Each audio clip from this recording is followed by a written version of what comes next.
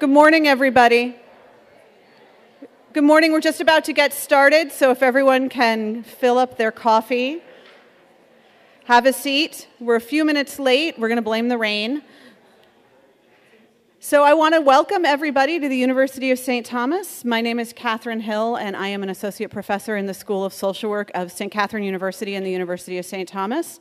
I am delighted to be here today with all of you. I am delighted to have the school continue our sponsorship of these important policy forums. And I just briefly want to note, because we are on theme today, that this is Changemaker Week here at the University of St. Thomas, where the university is campus-wide working on initiatives to give students opportunities to create positive social change. And I would argue that this forum fits neatly into the theme, because if you want to create positive social change, what's a better place to start than with our youngest residents and citizens? So I'm excited that you're all here today, and I am going to introduce Mayor Melvin Carter, who has just walked into the back of the room. So welcome, Mayor Carter.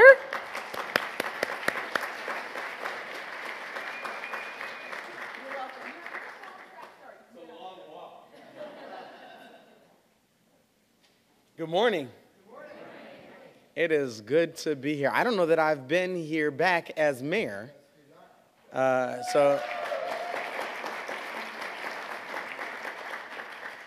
So thank you. I appreciate the opportunity to be here. I'm mostly just going to tell you a bunch of stuff that I learned from people in this room this morning. And that is that, one, I'm glad to be here. Two, it's incredible to me that this gathering continues. This is so important for so many different reasons. I know many of you in this space may already kind of know my story. You know, I'm a former St. Paul City Council member. I got elected to the St. Paul City Council when I was 27 years old, and I was really energetic and energized about just finding every lever we can use to just transform the future of our community and the children and families inside it. And really, you know, we talked about transit, and we focused on education, and we talked about transit and housing and jobs and all the kind of traditional municipal stuff. But every road ended up leading towards education. And every education road, as you know well because you're in this room, led towards early childhood development. And so that's where this St. Paul Promise neighborhood was born from. And I know many of you guys have been there. I got a chance to work with so many of you guys in my previous role as executive director of the Minnesota Children's Cabinet. And I'll tell you, one of the things that surprised me, I think the biggest surprise when I first took that job was the number of times I'd be someplace speaking to the home team. To the advocates, all our teammates, in a room full of teammates. And I think in my first week on the job, I was talking to a group of folks somewhere, and I can't remember the city on the other side of the river. And I said, you know, this is about our children. And somebody said, don't forget our babies. And I said, oh, okay, this is about our children and our babies. And I said, we want to make sure that all of our children have a great chance to get a great education. And somebody said, don't forget, be healthy. And I said, okay, we want to make sure that our children and our babies have a good education and that they're healthy. And I said, you know, our goal is to make sure that we provide high-quality preschool environments for for everyone. And somebody said, well, don't forget childcare. And what struck me, and I remember stopping my comments and just asking the room, could somebody just give me like one phrase that I can use that everybody will feel okay? And everybody laughed, and nobody suggested that phrase. And one of the things that I realize is we've learned, because resources have been so finite, because we've been so challenged, we've learned, I think, in a way, to operate in something of a zero-sum game with the folks who are really our most natural teammates. And, you know, one of the things that struck me is that when we invest in kindergarten readiness, it benefits those of us who are working every day to support families with babies. And that when we invest in health, in our children's health, it benefits those of us who are focused on kindergarten readiness. Because what I've learned is, and I use the word ecosystem, a lot with our team is that what we're building isn't just good pre-K. What we've got to be building is an ecosystem in which that supports families, that supports our youngest children. And that's the work that I'm really excited about doing. I've learned as a parent, I've learned as a community member, I've learned as someone kind of working in this space as a policymaker, that when we want to transform the future for our youngest children, it's about a family. You know, everybody wants to help babies. Nobody wants to help families. And it's about ensuring that those children, those youngest children, those precious children are surrounded by stable families and stable communities that can help be the incubators in which they grow. I'm a product of that incubator, right, in this city, which is why I'm eager and excited to serve as mayor of this city, because that's what I grew up in, is this incubator surrounded, I always say, by adults, caring adults who were determined to see me succeed whether I wanted to or not. And seriously, whether I wanted to or not. And that's our goal in St. Paul. We're doing a lot of things that I'm really excited about. I hope you've heard about our work to create college savings accounts in St. Paul so that every child born in our city is on track to college from birth with $50 in a college savings account. That, to me, is the most exciting thing that we'll do. I'll tell you two things about it. One, when I say college, I mean something after high school, because we know that our children will need something after high school. But two, what really excites me about it is, you know, so often we have to decide between sort of triaging the right now emergency and trying to figure out how to create the 40-year solutions. And this is something that for me is, you know, I was on a comedy show recently and the host looks at me and said, $50, huh? I don't think that's going to be enough for college. And it's true, $50 won't pay for college. The reason it excites me is because research shows that young children with as little as $50, $75, less than $400 put away for college are 3 times more likely to go to college. And when they do, they're 4 times more likely to graduate. It's not about the amount of money. It's about the powerful symbol that we send, the signal that we send when we tell our children, we believe in you enough to invest in you. And that belief is one of the first things that we have to start with. You know, I was 17 the first time anyone asked me if I was going to go to college. 17 years old. I was standing on a buddy of mine's front porch, and his dad asked if I was going to go to college. See, in my house, the question is, which college are you going to go to? I walked home pissed, and I told my parents, I found out it's optional. And the message that we send, when we tell our children, our expectation of you isn't to try to graduate from high school. It isn't to think about maybe going to college. Our expectation of you from the moment you're born, and we believe it strongly enough to invest in it, our expectation of you is that you are going to succeed, that you are going to push, that you're going to learn, that you're going to drive towards this successful life that we dream for you. And so that's what we're setting out with that college savings accounts program. We're working, we've built a Vista program. Camille is running it right there. Give her a round of applause, please. She does the real work. Right. One of the things I've learned from you guys and traveling the state and traveling the city and talking to kindergarten teachers is our frustration about the number of 4- and 5-year-olds who show up at kindergarten or pre-K with these kind of severe challenges that could have been addressed just a couple of years ago if we had known those children were out there. And, you know, I think there's a lot of things going. You know, I see Dr. Tromolo here. It's good to see you, sir. And I've fallen in love with programs like Reach Out and Read that help us connect our children on an earlier age to identify children with challenges and connect them to our child resources. One of the things that I look at as a community is that so many of those children and families, they are in our libraries. They're in our rec centers. They pay a water bill. They're in public housing.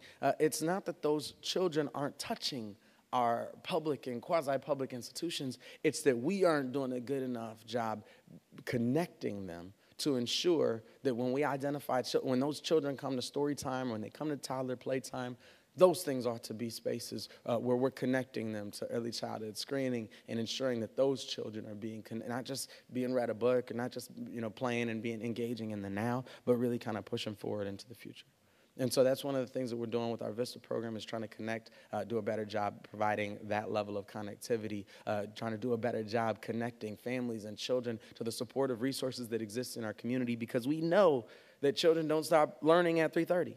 They don't stop learning on June 6th or whenever school lets out. And so our work right now in St. Paul, I've proposed what excites me, I think the most, a city budget, which calls for tripling the free programming in our rec centers. And it calls for eliminating late fees in our libraries. And the only reason I mentioned eliminating late fees in our libraries is because it's taught me something. When we proposed that, it angered a lot of people. And it surprised me that it angered them. But the Twitter universe, one of the great parts about being mayor is Twitter's really helpful. And people went crazy. They said, what about personal responsibility? This is an attack on personal responsibility. How will our children learn personal responsibility? I say they can check out a library book and keep it as long as they want and read it 3 times. So they can learn about personal responsibility in the library now. But it shows our perspective. And it shows that we have been more focused on enforcing rules and doing things the same way that it's been. And everybody who says, personal responsibility starts telling their story about when I was in the library in the 1940s and that librarian taught me. And surely we can find better ways to do all of this work than we did in the 1940s. Surely we can find better ways to raise our children. Surely we can find better ways to support our families. Surely we can find better ways to build a community that really works for all of us. You guys working together and building the type of connectivity that you have in this space, just understanding what each other is doing and exploring how we can do this work in ways that complement and build upon each other, that is revolutionary. That is incredible, and that's important. For a group of legislators to come in and lead this work to ensure that this isn't just a community conversation, a good conversation that's happening in community, because too often we feel like we're kind of fighting against the grain of whatever's going on in City Hall or in the Capitol or in Washington, D.C., to come and enliven this work and these conversations by ensuring there's a direct connection to the Capitol. That's incredible. So I'm pleased to be here. I'm proud to be a part of this space. I'm eager to continue to see all of the things that come out of this space, and I'm also happy to welcome you all to doing this important work in the most incredible city on the planet, St. Paul, Minnesota. Thank you very much.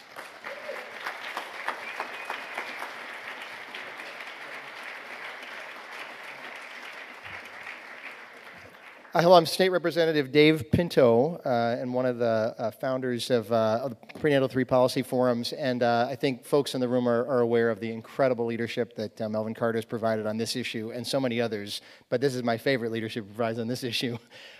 So for those who are new to the policy forums, they're held quarterly, and if you look on the back of your agenda, you'll see the reasons, the goals that we're trying to accomplish here. A special welcome to the folks on the webcast, and a reminder to folks in the room that we do have people joining us online. The goals are to share plans, build a common base of knowledge, and build relationships. And that's what we're trying to accomplish here. So I'm so happy to be doing that. We have an amazing set of speakers today. I want to get right to them.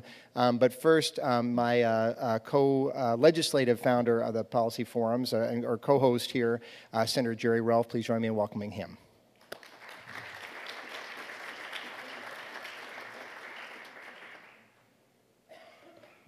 Well, thank you, Dave. Thank you, Mayor Carter. I appreciate your comments, and I think it's important that we all, think about some of the things that he said, and one of those was this idea of trying to bring resources together to be able to, so those resources are available for everybody. And the idea of communicating between the various agencies and communicating between the various governmental entities, from the city right on up, I think is very important. And I think that it's something that we can do that, because then instead of the clients, the children, the parents, having to look for the services will come to them. And that's something that I feel very strongly about, that we can do better at that. So also I want to acknowledge Senator Wickland. Thank you for joining us.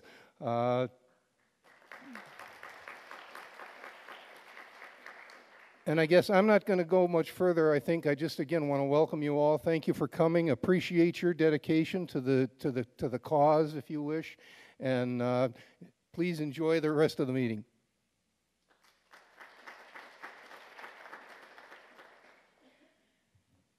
Good morning. I'm Jane Kretzmann. On behalf of the elders, I want to also join in welcoming everyone. And we have two speakers this morning.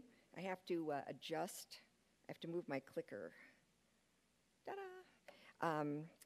And they are no strangers to Minnesota.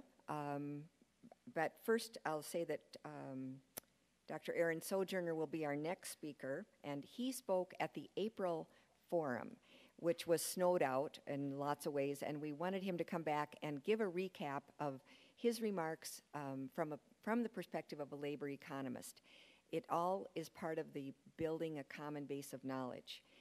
Aaron will then introduce Jeffrey Nagle.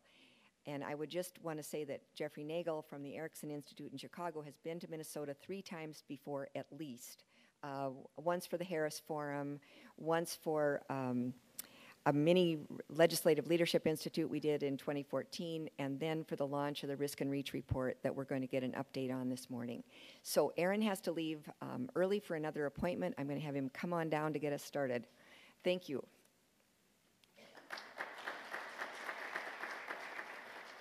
Am I doing it right? There. Ta-da. Thank you. Thank you, everyone, for coming, and thanks for the chance to speak.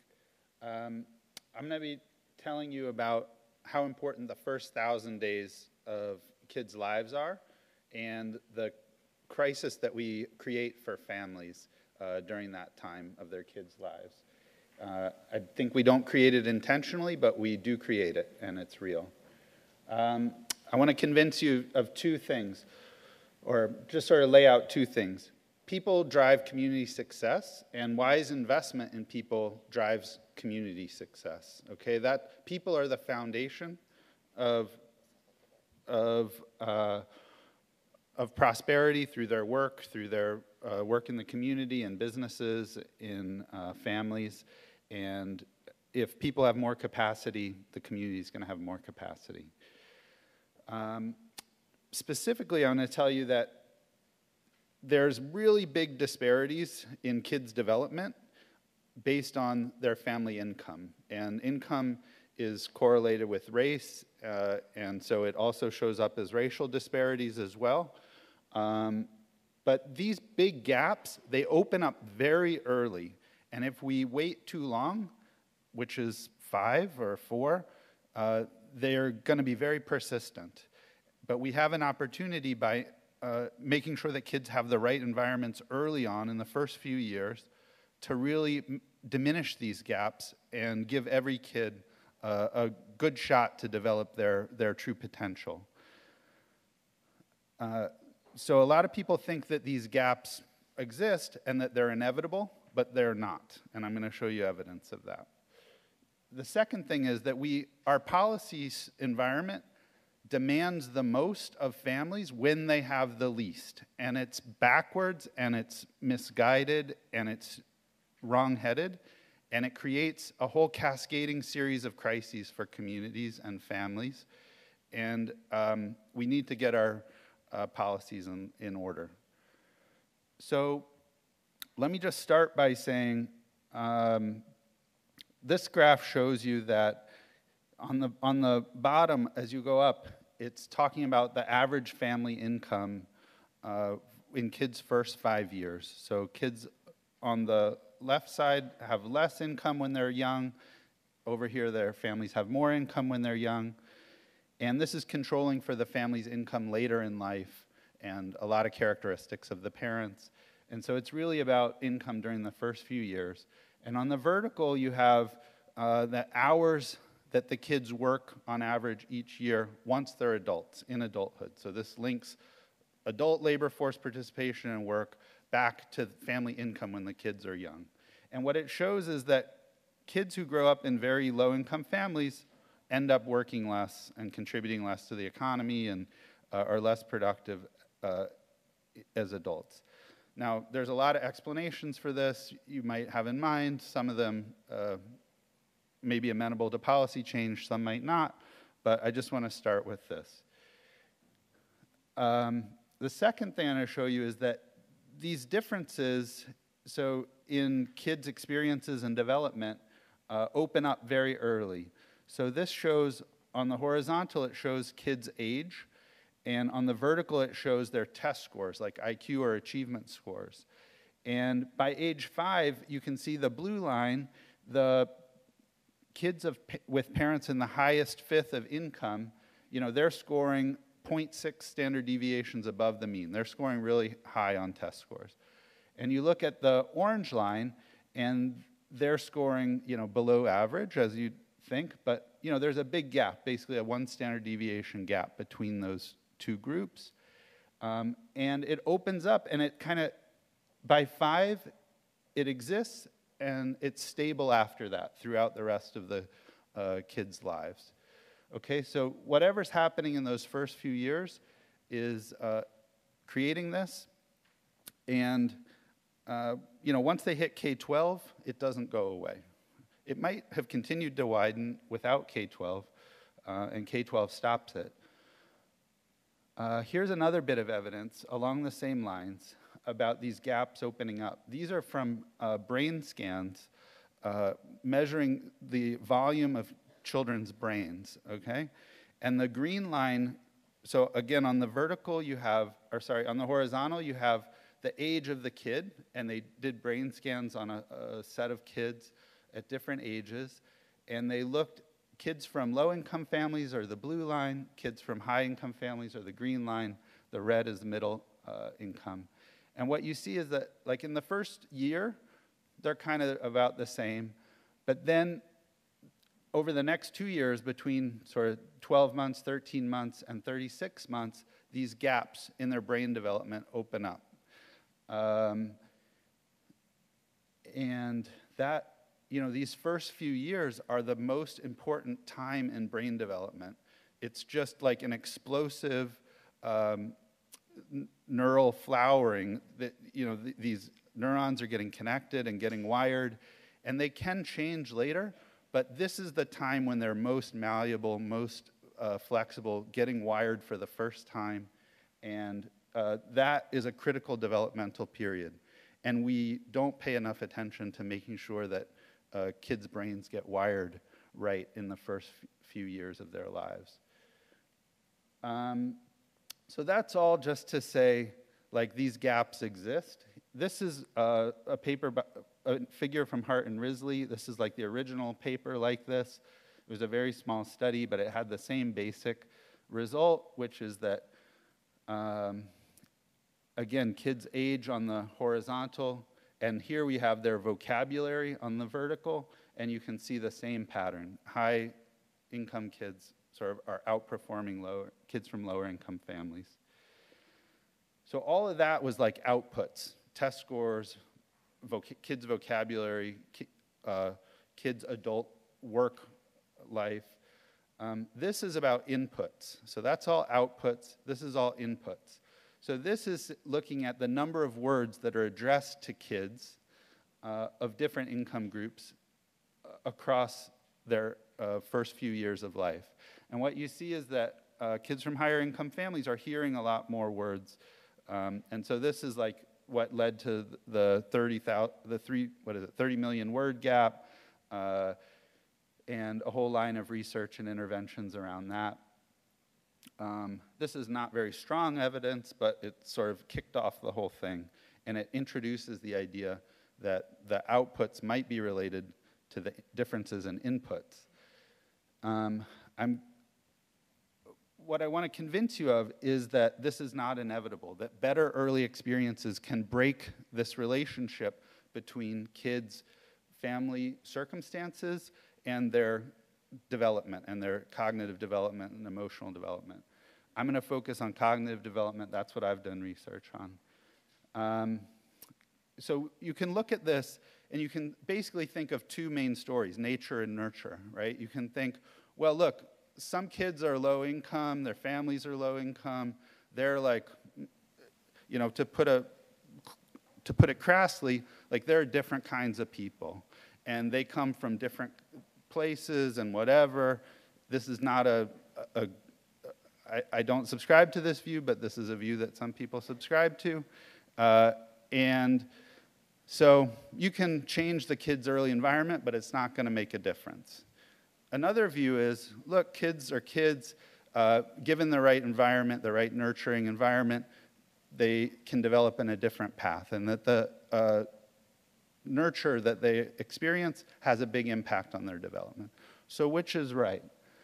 So this is a study I did with Greg Duncan. We reanalyzed data from an experiment that was done in the mid-'80s in 8 cities around the country. They recruited 1,000 families at birth, giving birth in hospitals.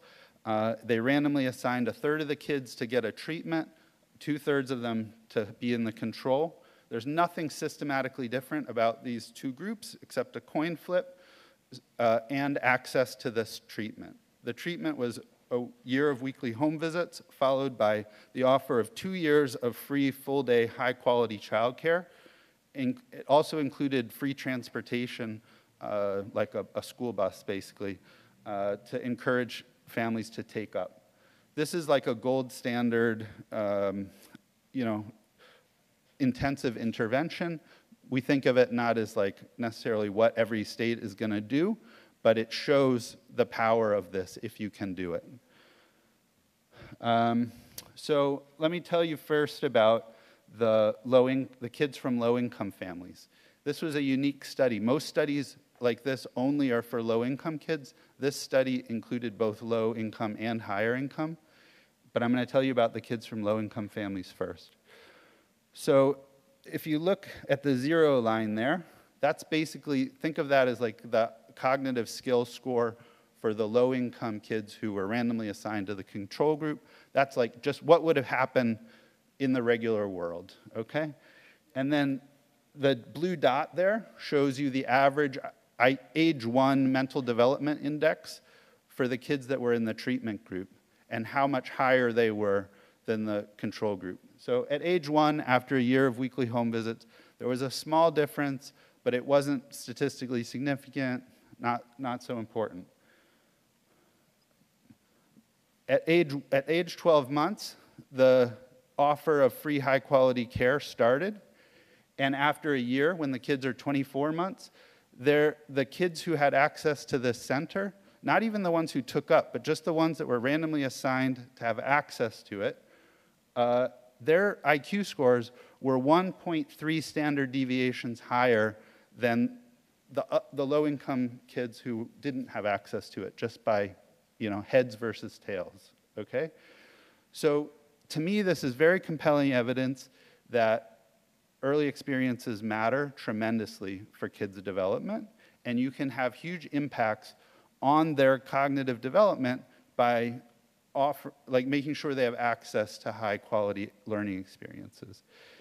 A year later, when the kids are 36 months, after 2 years of access, 1.6 standard deviations.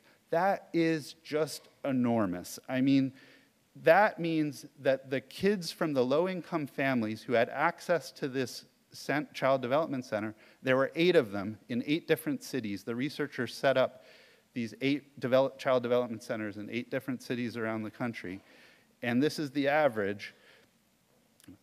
The kids from low-income families who had access, they are outperforming the high-income control group, okay? So they are doing better than the middle-class kids who don't have access to this center. So it's not something genetic about these kids, it's something different about their experience. Then the program ended at 36 months. So on the kid's 3rd birthday, good luck to you, you're back into the world, the program's over. So what do you think happened? They followed up at age 5, 2 years later, at age 8, 5 years later, and at age 18, 15 years later. So we've heard a lot about fade out, things like this. So maybe it went away. Maybe this was just temporary. But in fact, 2 years later, there's still it did fade down. The effects did fade down because, for 2 years, they're not having any kind of different experience systematically. But there's still a 0.6 standard deviation effect at kindergarten entry, and still a half standard deviation effect in 3rd grade, and still a third of a standard deviation effect 15 years later. And that looks small relative to 1.6, but that is really big. And if you can, the low income treatment group, the kids in that blue dot, they look more like the high income control group than they do like the low income control group, even 15 years after this ends, okay? So those kids are on a path for life that's different than what the control group was, just by heads versus tails. And what followed was access to this high quality care. So what do you think the effects are for kids from higher income families? Think about that. So here it is. There were positive effects during the intervention, but they faded out and they stopped being significant. Even 2 years later, there was no significant difference. It's kind of noisy, but it really makes a big difference for kids from low-income families. Why? Because their families are very resource constrained, and they really struggle to provide access to high-quality environments. They have to earn a living and keep a roof over the family's head, and they have to provide care, and they don't necessarily have a lot of earning power. And so that's a transition to, so I don't have a lot of time. I want to get to the next thing. So I'm just going to tell you that people have calculated the returns. You've heard from Art Rolnick before. In the stock market, the average return since World War II to investing in stocks, private capital in the private market economy is about 5.8%.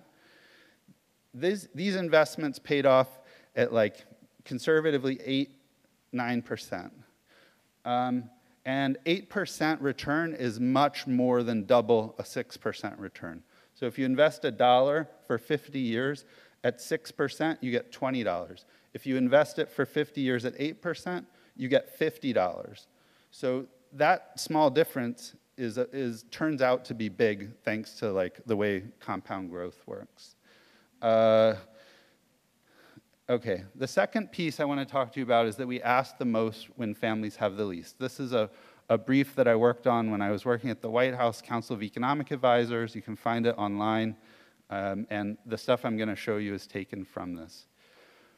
Families have the most responsibility for providing investments in their kids when their kids are young, before kindergarten, but they have the least private resources when their kids are young, before kindergarten. This shows you how much total public investment we make in kids as a function of the kids' age. So what you see is that when kids are young, we're spending about $8,000 or $9,000 or $10,000 per year on them, per kid. This looks across childcare, health, Medicaid, food stamps, EITC, everything. Okay, all the investments, all the programs and subsidies we could get our hands on. But once they hit 6, it goes up to $17,000 a year per kid because of K-12, basically. And if you go out farther, we also have a lot of subsidies for higher ed. I work at a public institution of higher ed. It's good stuff. But if my next marginal dollar, if I was a state lawmaker, would be for early childhood, because that's where the investment levels are lowest, and that's where the returns are highest. This shows you, we did this for the first time. We tried to analyze where children spend their time as a function of their age. And what you can see is on the vertical, you see kids' age, and on the horizontal, you see the share of time that they spend in different kinds of care environments. And what you see is that once they're age 5 or above, they spend about half their time during the work week in public schools. And the green part, actually, so think about everything, the blue and the gray and the green, that's like all on the family, either their own personal time or money that they're paying. And so families are paying for about half of the care that their kids are getting. But when the kids are young, we're only paying for about 5 hours a week per kid under 5. So the family is on the hook for like 95% of the care expenses. So we're asking a lot when the kids are young, and we're providing a lot of help when the kids are older. Does that make sense? No. Why? Because when your kids are young, you are young. And you have less years of past work experience and less chance to have accumulated savings, so you have less past income. You also have less earning power. You have less access to current income. So this shows you parents' earning power as a function of kids' age, and it shows that, you know, compared to the average across the whole kid's lifespan, parents with younger kids can earn less per hour, and that it's harder for them to work. So they have less current income. And this, for the first time we documented, they have lower credit scores when they're young. So they have less access to future income. So you have less past, current, and future income. That's all the income. And so we have less public income. We have less private income. And it's more expensive to provide care. It's not like it's cheaper. When kids are young, you know, you need 3 kids can get to 1 adult or 4. When they're in college, I teach classes with 100 kids, right? Like, it's much cheaper to provide investment in kids as they get older. You can split the cost more between more families. There's no way to do it cheaply and well, and we ask the most of parents when they have the least. What else could we possibly expect except a child care affordability crisis, child care workforce crisis, family homelessness crisis, child welfare crisis? It shows up in a crisis getting parents into the workforce.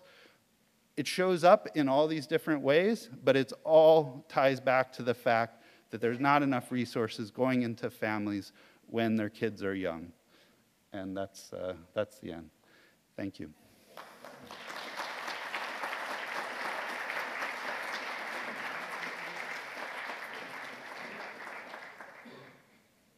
I didn't introduce Jeffrey.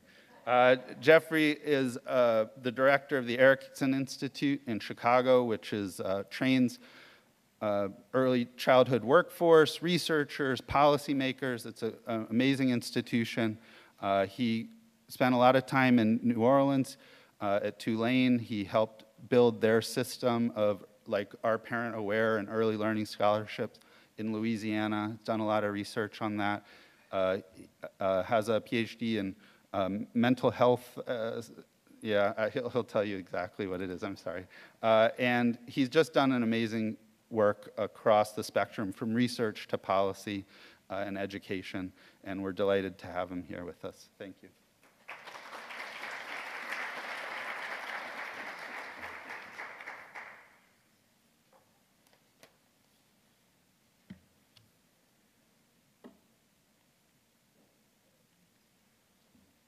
Well, good morning, everyone.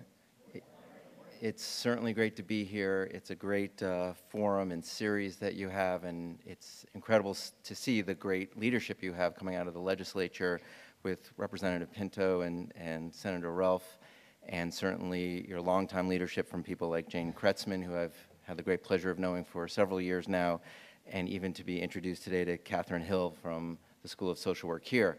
So it's fantastic to see all these different pieces that work together here in Minnesota, and so many people here in the room, and hopefully on the webcast as well. So thank you for having me. It's always great to be in Minnesota because you guys do so many incredible things here and so much great work is happening here. So it's always a pleasure just to be able to throw my 2 cents into it.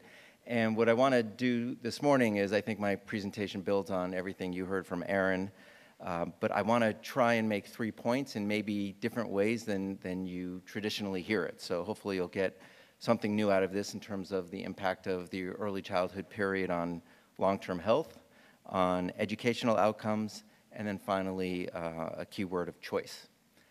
So I heard Aaron ask this group several questions. I did not hear answers coming from this audience. I don't know if they were rhetorical questions or not, but I have designed this in a very adult learner way that I expect a lot of audience participation. So when I ask a question, please feel free to call out the answer. Okay, so what I like to do, what I like to do first and foremost is tell a little story. And so to do that, I want to enter my little time machine there. That visual was a time machine, right? Wasn't that wonderful? So we go back to a time period before germ theory was even an accepted theory. So who knows when that was? When did germ theory come about? 1880s. Wow. Wow, no one's ever just like answered that question. Jane Kretzmann, wow, that's incredible. So yes, it was 1880, but I'm going to actually go, that was when it was kind of finally accepted, but I want to go back to 1850 and healthcare at the time, which, you know, this just kind of came to my attention in a conversation with my son, and I couldn't believe that it was fairly recently, 1850, that we did not operate in a healthcare model, a medical model, accepting that germs cause disease, right? That there were some sort of microorganism that was bad for you, that was a pathogen that caused disease. So what was really happening then, and how did we come to change that? And once we knew, did things change quickly? So I'm going to show a bunch of people from days far, far gone, and many of them are names that you will know. Unfortunately, this is not a name that you will know, but certainly a very interesting story about a man named Ignaz Semmelweis. Does anyone heard of this man? Is maybe some physicians in the room or historians? So Dr. Semmelweis was famous because he was an obstetrician. He was Hungarian, but he was doing his obstetrics training in Austria in the largest birthing hospital in Europe at the time. And of course, there was a major problem in that hospital, as in all hospitals, which was the fact that many women died during childbirth. And he was quite concerned about all these maternal deaths that came from what was called childbed fever or obviously postpartum infections. And at the time, about 1 in 5 women died. So that's 20%. So if you were having a child, your chance of not making it out of there was pretty good. And he was really not letting that sit well with him, despite that was just kind of standard operating procedure. And finally, one day he noticed that the head professor of pathology, who trained the medical students every morning doing autopsies and things, he got cut during an autopsy by one of the medical students, and he ended up developing an infection that led to his death in much the same sequelae that the women in the maternity ward ended up getting infected and died. So Dr. Semmelweis kind of put this together and said there's something that goes from the morgue to the maternity ward, and he understood that that was the medical students go from one place to the other in that order. And it was interesting because he looked at the death rate in the medical maternity ward and the maternity ward that was staffed by midwives. And it was very different. You had a much better chance of survival if you were being treated by midwives. And of course, those midwives were never in the morgue. But what he did was he started an experiment in the hospital where he had everyone wash with a chloroform type of, or a chlorine-based solution before they went into the maternity wards. And you know what happened? Well, he cut the maternal mortality rate from 1 in 5 to 1 in 50.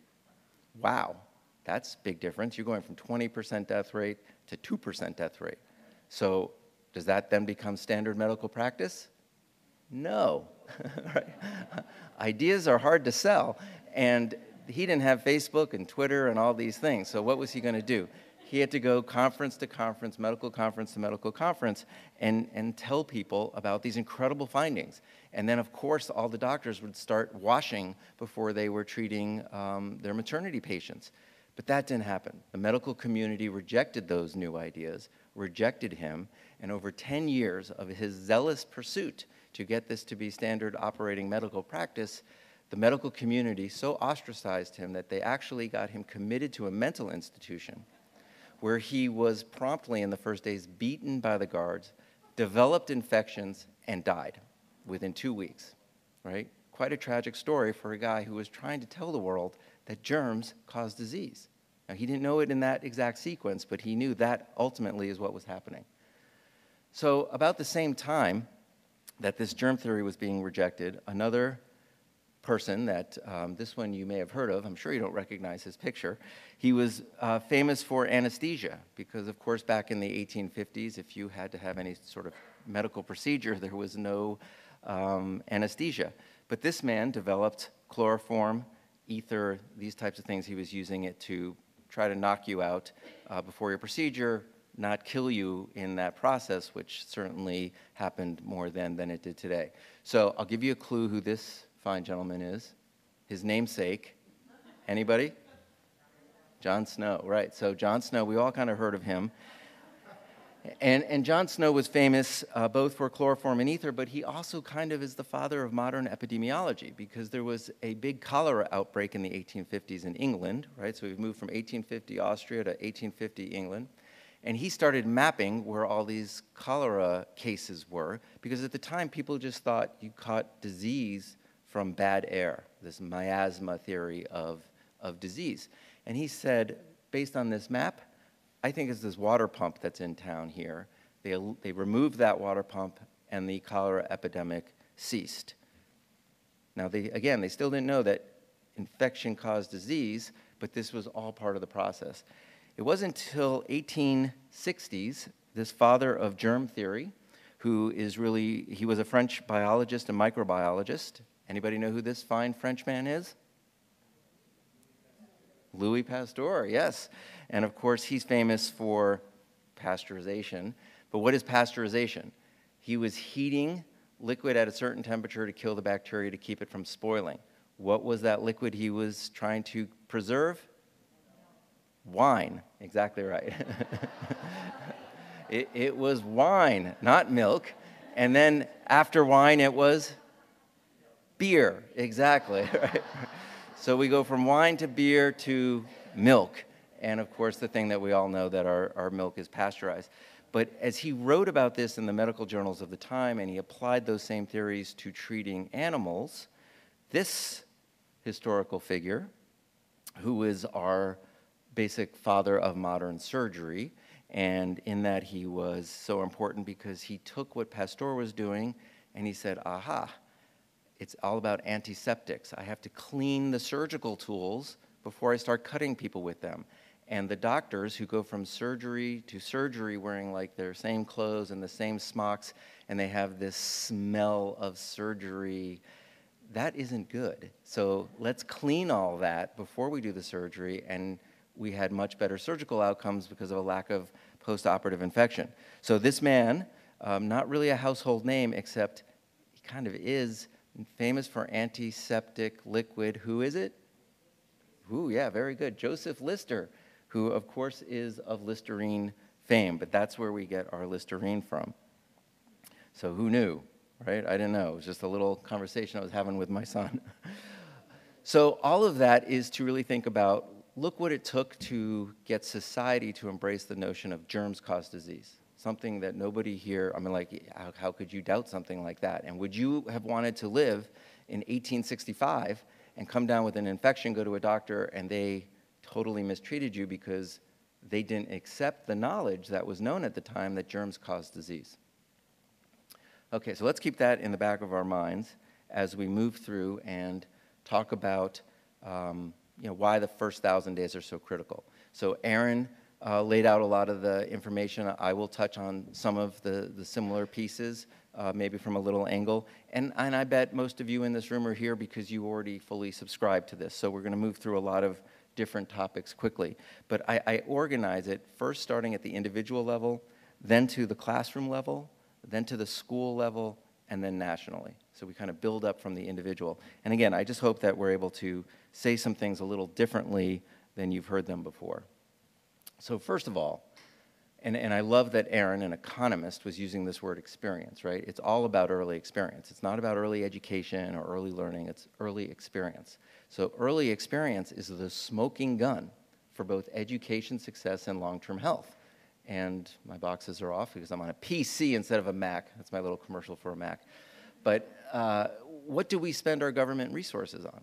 For the most part, we spend it on education and health. Certainly on the state level.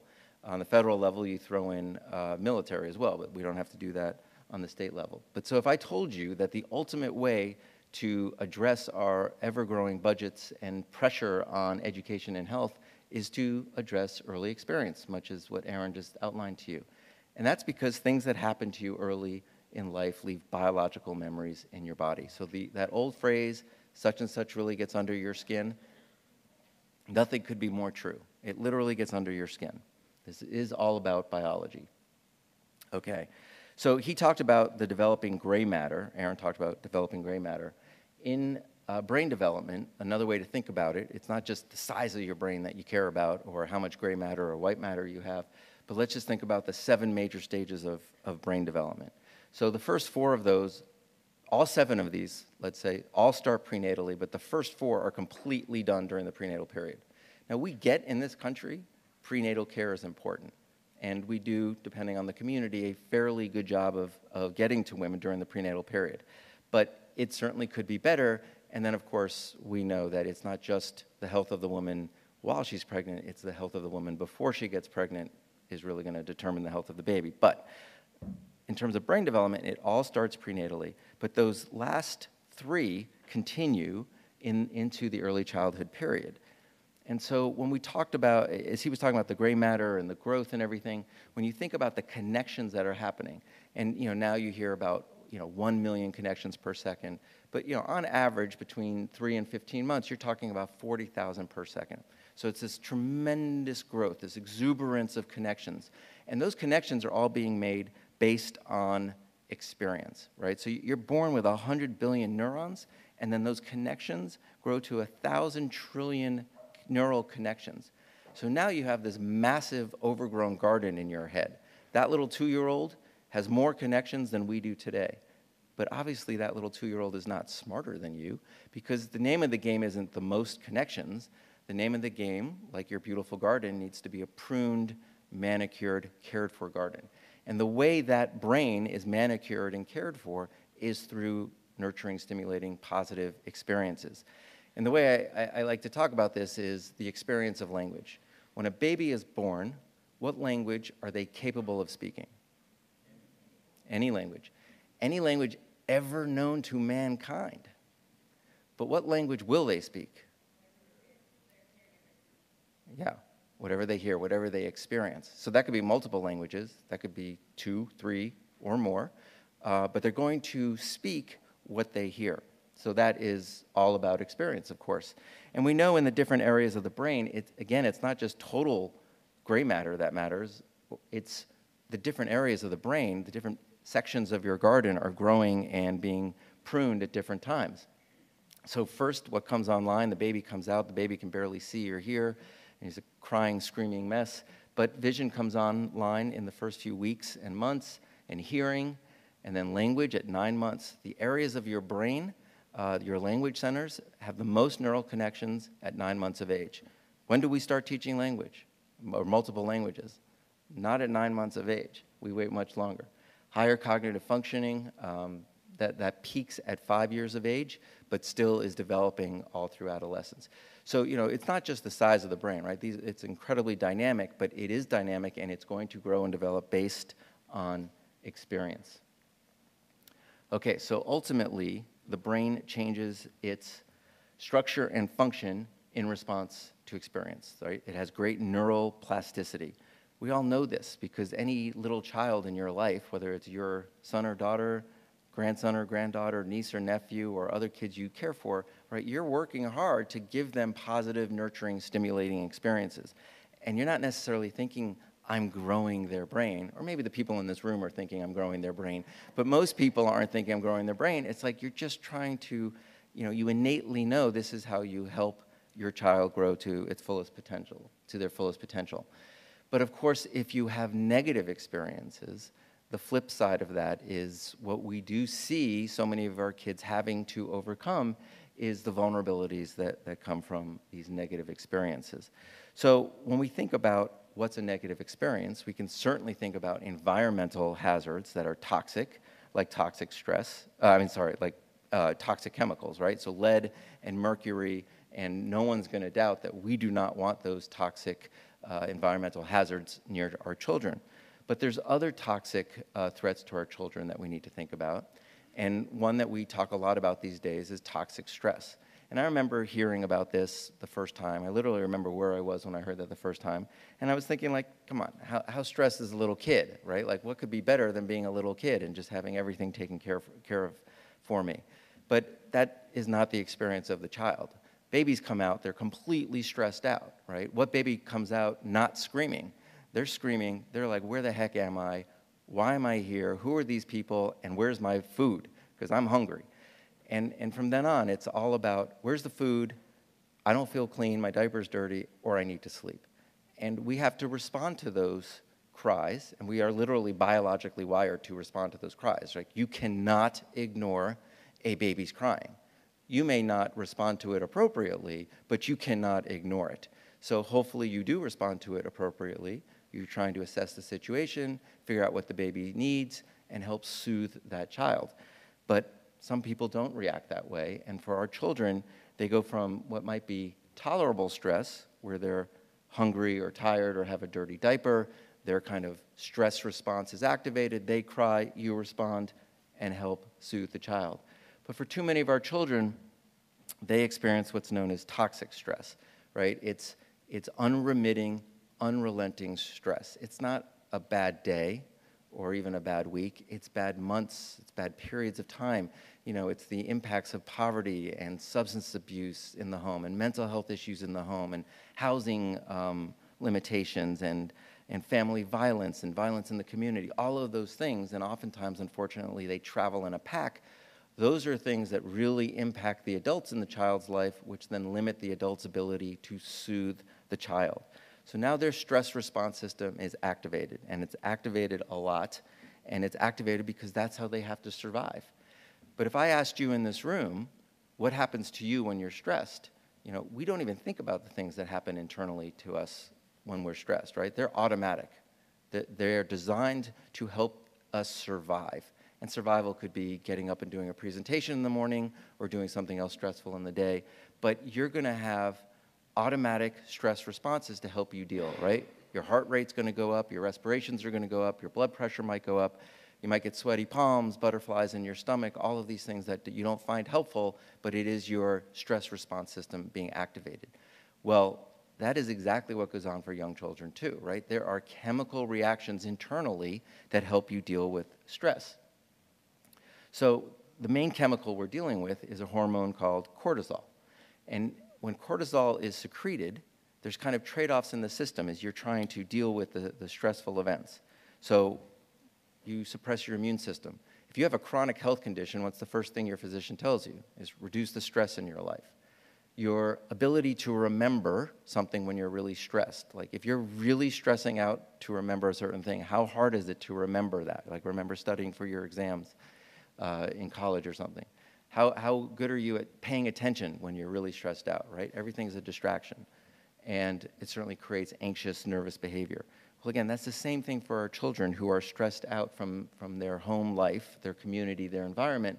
And so when we see children in early education settings who are maybe difficult to control, their behavior is out of control, they may bite or hit other children, and we find that very disturbing as adults, and we don't like that, and we think the kid is ADHD or has some sort of conduct disorder.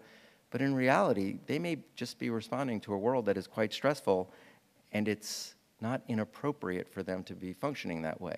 So how we as adults respond to them is very critical to kind of how it defines for them who they are and their behavior. So when we think about that kid who's stressed out in the classroom, think about this. This is the areas of the brain that cortisol goes to when you're anxious or fearful, right? So now I'm going to show on the next slide the areas of the brain that the cortisol goes to when you have to use memory or learning, what you need to do to attend in the class. And what changed? Nothing, just the words above. So that's why when you're anxious or stressed or freaked out and you're trying to retain information, you're lost and someone's giving you directions and you can't let that absorb in. Where'd you say to go? Where do I turn left? That's because that part of your brain is busy doing other things to help you deal with the threat versus a memory or learning function. So think about that in the context of our children. So where we've really come to understand the impacts of this adversity in childhood, this toxic stress, is around the adverse childhood experiences study. Now, I'm going to guess when I ask you how many people have heard of adverse childhood experiences, raise your hand. I'm going to expect 80 to 90% of you to raise your hands. So just to review really quickly, of course, this was a sample of 17,000 plus people in San Diego that were in the Kaiser Permanente health plan. So these are middle, upper income, educated people with jobs, with health insurance in the 90s. And they were asked which one of these are all people that are 40 to 50 years old, which one of these or multiples of these did you have that you experienced as a child, from physical abuse to mother was violently treated, et cetera. And these were the percentages at the time. So again, you could be checking off multiple boxes, as many people did. About a third of people checked no box, 25% of people checked one, and about 1 in 6 checked four or more. And what you see from all of this is that as you checked more boxes, there was a linear relationship for the likelihood that you were going to have one of these major leading causes of morbidity and mortality: heart disease, diabetes, respiratory disease, cancer, and it was a dose-response relationship. There was an absolute dose-response relationship. As you checked more boxes, you were more likely to one of these on the screen. So again, from heart disease, various cancers, strokes, these are all the major cost drivers of healthcare. And basically, again, when you look at this dose-response relationship, an ACE score of 4 or higher compared to someone with 0, you were twice as likely to have cancer, 7 times as likely to be an alcoholic. If you had a score of more than 6, you were 30 times more likely to have attempted suicide. And if you had a score of more than 6 and you did not drink, you did not smoke, and you were not overweight, you still had a 360% higher risk of heart disease. So what does that translate to? Well, 20 years later, if you had more than 6, you actually lived 20 years less. So I would say even 40 years later. So your life expectancy, if you were really high on that, if you were one of those 16% that had 6 or more, you were living 20 years less. And so you're saying, okay, really? It's bad things happened to me as a young child. Nobody wants that to happen, but that's going to literally lead to premature death? That's a hard leap to make. So what is the biological explanation of that? And let me just say first off that what it's really saying is that many chronic diseases of adults are determined decades earlier in childhood, not by disease, but by life experience. So there's that word again. Now, when you get to what is the biological plausibility of all of that, how do you go from bad childhood to early death, even if you don't have bad health behaviors like drinking and smoking and those types of things, which is clearly part of the driver?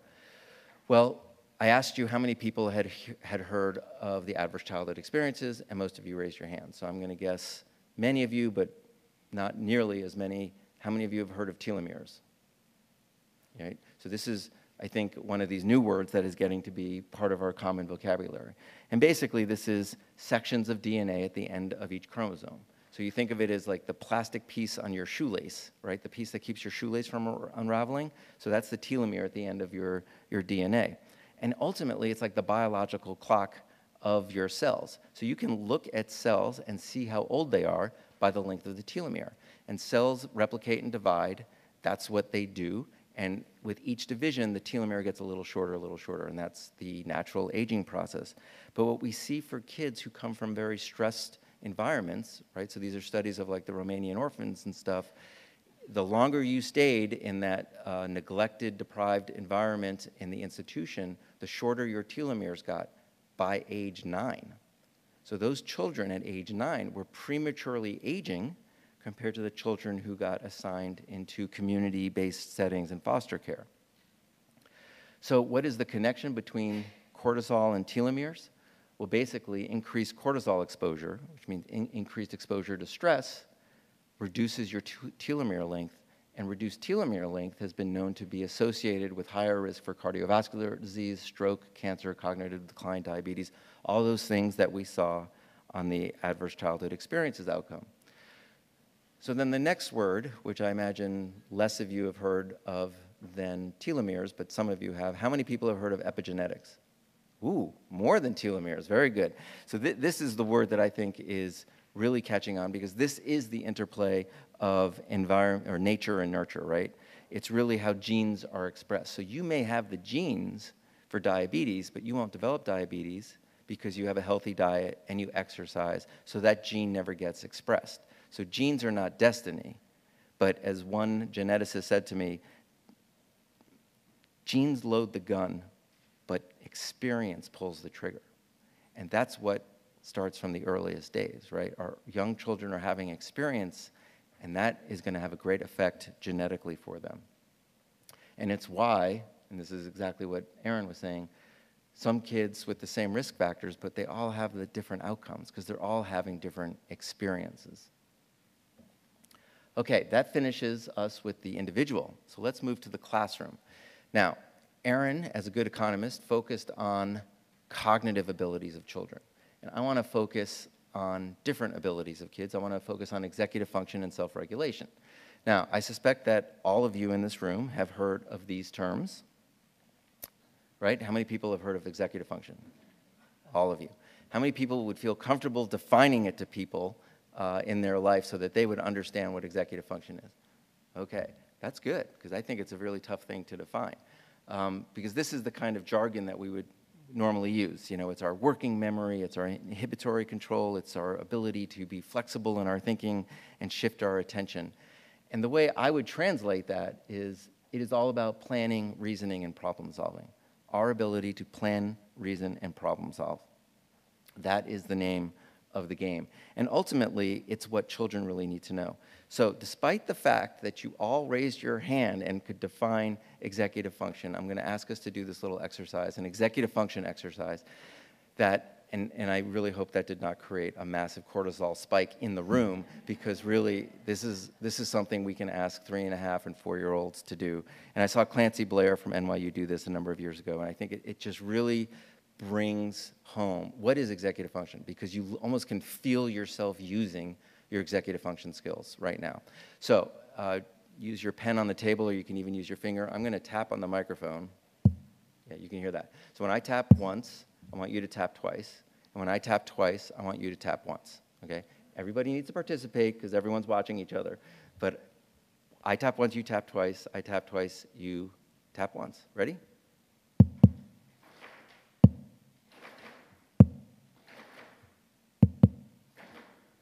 Very good. That was all like in rhythm. That was nice. We're going to do one other thing, and then we'll explain what we were just doing. Okay, so I'm going to put up on the screen here a word, and I want you to tell me the color of the word. Ready? Very good. Okay, so what just happened there? You had to remember the rules of what I asked you. You had to store that in your memory, and you had to inhibit your impulse, which was to mimic me, right? You normally would want to copy me. You normally would want to just read the word. But you had to remember what I said, inhibit what you were intuitively wanting to do, and apply that. And that is exactly what we do with our young children. When we start to teach them the alphabet, we lay out these 26 letters, we sing a song, we tell them what all the sounds are, but basically we're saying, okay, here's the letter C. It sounds like an S, except when it sounds like a K. There is no C sound. It's just 2 other letters. And what's the kid thinking? Like, why don't we use the other letter? But whatever. So you have to remember all these things and all these ridiculous rules that have no like context, and you're just 4 years old and I want to sing the song. And we're demanding the kids kind of remember this. And we do it with, words. Fairy tale is something they all enjoy. Don't pull your pet dog's tail is like a don't do. Now that's the same word to a 4-year-old, but it's obviously a different word. And numbers, the digit 0 means something when it's alone. It means something very different when it follows another digit. So for a little kid, 4 and 5 years old, this is what's going on in preschool and kindergarten. And what skills are they using to manage all of that? Those are executive function skills. So ultimately, executive function abilities predict academic and school readiness for school over and above intelligence and prior academic knowledge. So while we love to focus on things like IQ, and we believe we can measure that, and cognitive skills, I think that distracts us from the important skills that our children really need to be learning. So important, in fact, that this fascinating study from the National Academy of Sciences, looking at a cohort of people throughout their life from starting at age 3 until age 32. And basically, at multiple times in their childhood, they assessed the child's self-regulation. Self-regulation and executive function often get lumped together. So at age 3, 5, 7, 9, and 11, they got a measure of the child's self-regulation. And then they gave them a composite score. And now these people are 32 years old, and we'll show you how they did in terms of their physical health and substance abuse dependence. So if you're on the left side of this visual, if you're a 1, that means you had very low self-regulation throughout your childhood. And if you're on the far right side, a 5 over there, you had high self-regulation throughout your childhood. So look at the relationship between self-regulation in childhood and physical health at age 32. Right? So if you had low self-control as a kid, even by age 32, you were much more likely to have health issues, substance issues. And again, it's almost like this direct linear relationship as you move with higher regulation. This is wealth, so this is earning power. This really is, you're 32 years old, so this is about being able to get a job and maintain a job. And again, if you had low self-regulation as a kid, very challenging for you as a 32-year-old compared to someone who had high self-regulation. Adult criminal conviction, you're talking over 40% for the low group and just over 10% for the high group. Single parenting, almost 60%, cut in half to under 30%. Just amazing when you look at the power of prediction from what you were like in terms of controlling yourself. And controlling yourself, again, is a response to your environment and your ability, how stressed was your system? How on alert are you? How much cortisol do you have constantly in your system? Okay, so now we turn to schools, and I hope that what I'm going to show you here is a very different story than many of you hear about. And this data comes from Sean Reardon at Stanford, who looked at 300 million records, test records over a multi-year period in the country from all 11,000 school districts up through 8th grade. How many people are familiar with Sean Reardon's data? Okay, he hasn't done his tour through Minnesota yet. You need to invite him here because it's really incredible. And he came to Evanston, where I live, which is where Northwestern University is. And we're on the north side of Chicago. The northern suburbs of Chicago are extremely affluent. Evanston is more of a mixed income community than the next northern suburbs. But there's many well-to-do families, obviously some very highly educated families because Northwestern is right there. So I'm going to highlight some of this using Evanston City. But basically what you see here is on the bottom, the X line there is grade, just 3rd grade through 8th grade. And on the y-axis, the vertical axis, is your grade level achievement, 2nd up through 12th. And so basically where you see the dots are is that at 3rd grade, you hope to be at the 3rd grade level. At 4th grade, you would hope to be at the 4th grade level, all the way up to 8th grade level. So if you're on that line, you're like exactly where you need to be in terms of school achievement. So this is the solid line are the kids in Evanston. So that's my community. Kids are looking pretty good. At 3rd grade, they're doing better than 3rd grade level. At 8th grade, they're up to 10th grade level. How's my community doing? Looks pretty good. Now here's the poor kids, or the non-wealthy kids in Evanston. They're just below average.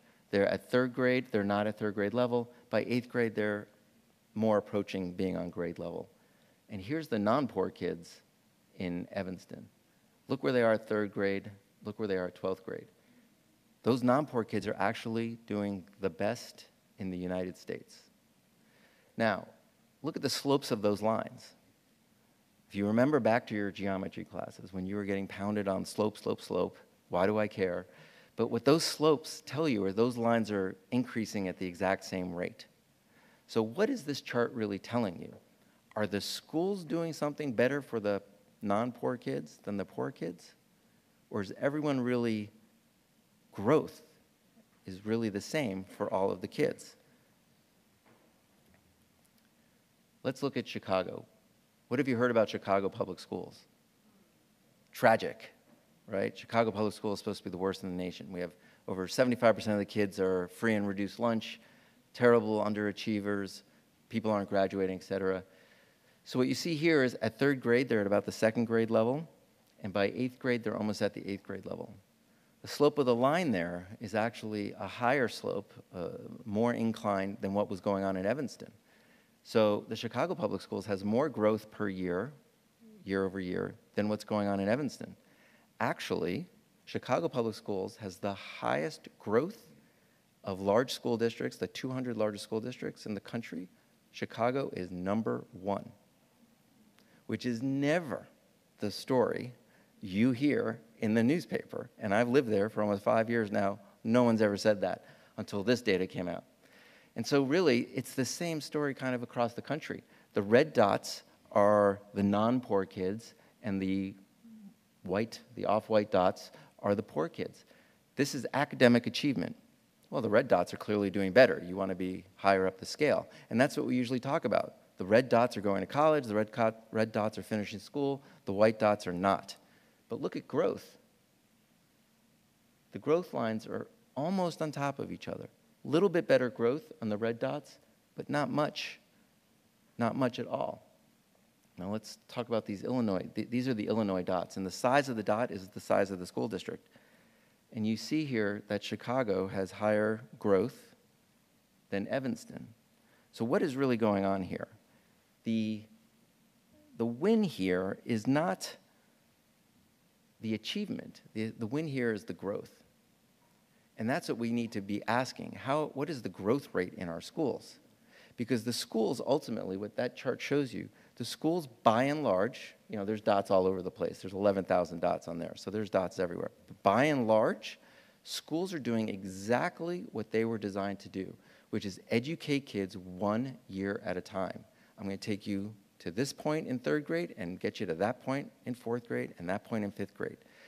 Our problem was the gap was there at 3rd grade. The gap is there at kindergarten. The gap is there really by 2 years of age. What schools were not designed to do was close achievement gaps. Schools were designed to educate you 1 year at a time. And rich and poor, by and large, that is exactly what they're doing. And then, if you want to see how your community is doing, so all of that data was put in an article that the New York Times ran on December 5th of 2017. So if you Google the upshot, or if you look on the New York Times website and go to the upshot, that's a series of articles. You go to the December 5th website. I would have given you the website, but it's like a massively long website. You can then put in your district, any district in the country, and see what your growth is. And it's really fascinating to do. And we need to talk about our education system a little differently in terms of growth. And then lastly, okay, so we did individual, we did classroom, we did school, and now we're doing the nation. And the nation issue is we're always told we can't afford it. Well, let's see about that in a little context here.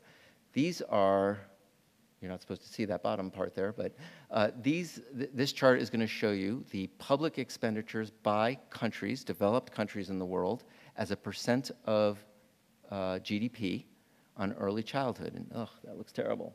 But I think you get the basic message there. So we have a range of countries from spending 1.8% of GDP all the way down to 0.2%. Where do you think the United States is? What? Middle? Lower? Bottom? Okay, well, here's the top one's not coming out. But you see Iceland there. You see New Zealand, United Kingdom, Korea. Oh, that looks better. Okay, here's a bunch more countries. Certainly some that you wouldn't expect to see. Didn't know Slovenia was doing better than us. Even Mexico and Slovak Republic, didn't know they were kicking our butt there. And there we are at 0.3%. So we spend on the federal level 0.3% of our GDP toward our young kids. And that translates to about $40 billion, mainly in Head Start and childcare. Yet, we often hear about major competition for factories and job-creating initiatives in the state. And so in Wisconsin, a state right near here, the Foxconn factory is going in there. And what were they willing to pay for that? $3 billion. How many jobs were they going to get for that? 13,000 jobs. So how much are we willing to pay per job to create a job? About $230,000 per job is what we're saying that's worth. You always got to do the math. When you hear how much are we putting on the table to create this situation, how many jobs do we get?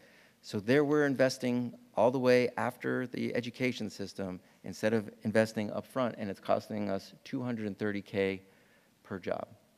So let's go back in the time machine. We've talked about lots of different things, and I want to go back to 1850 and our education system and introduce you to this man, a man whose name is on over 50 schools in the country, very famous in education world and famous in terms of fighting slavery. Anybody know who this is? He's known as the father of American public education. I think I heard it. Say it louder. Horace Mann. Horace Mann. Not, did someone say Dewey? That's what I would have guessed, but it is Horace Mann. So Horace Mann was not an educator, but he was a highly distinguished gentleman in Massachusetts. Massachusetts was the first state to create a board of education, and they asked Horace Mann to be the superintendent of that board of education. And he did that for a few years. This was in the late 40s. By 1850, early 1850s, he's hearing about this incredible innovation in schools and education in Prussia. And he, like much of the world, traveled to Prussia, Germany, and said, what's going on here? I want to learn about your system. And he brought that system back to Massachusetts. And what was that system? It was universal education, boys and girls, starting at age 5 up through 14. It was non-sectarian, which was the big leap because most education was through religious entities. It was free, it was compulsory, it was tax-supported, and it had trained teachers. So that was not the way education was happening up until that time.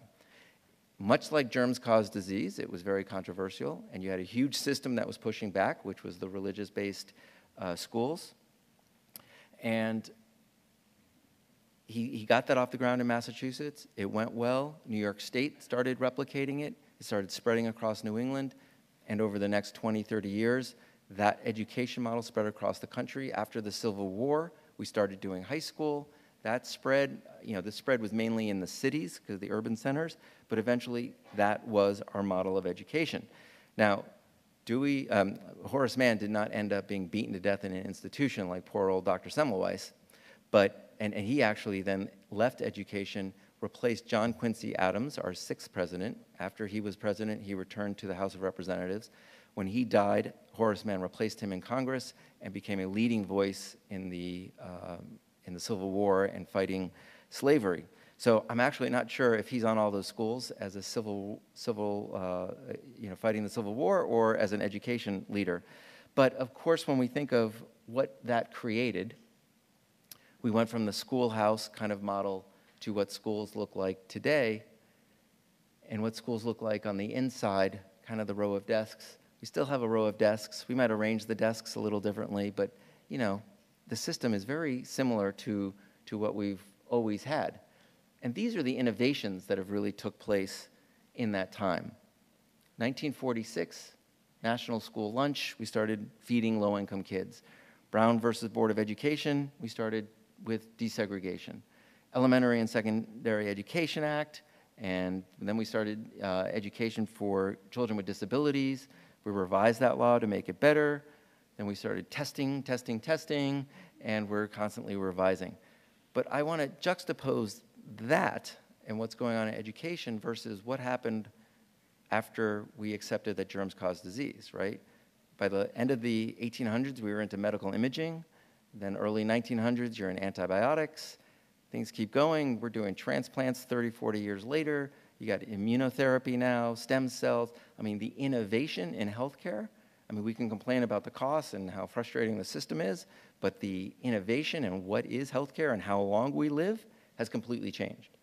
But juxtapose that with what our education system is, and the education system that was built in the 1850s compared to the education system we have today.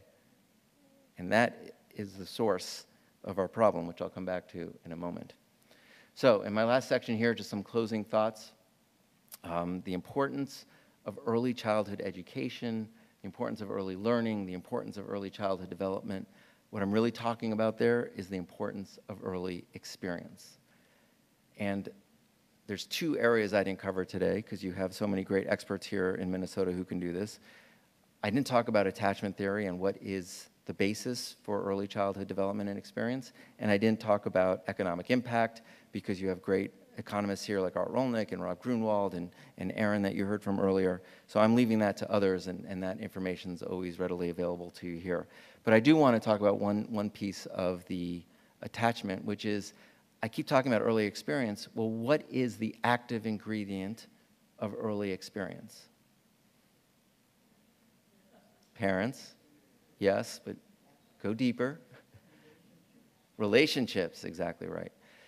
Children experience the world through relationships, right? They can't pick up and go to a meeting like this today and then go and do whatever else they're going to do this afternoon. They are totally experiencing their world through relationships, good, bad, and whatever. And it can be multiple people, right? Hopefully children have more than one great relationship in their life. But they all need to have at least one adult in their life who is wildly, irrationally in love with them, who's going to help them overcome any challenge, any difficulty, any stress. And so that is the name of the game.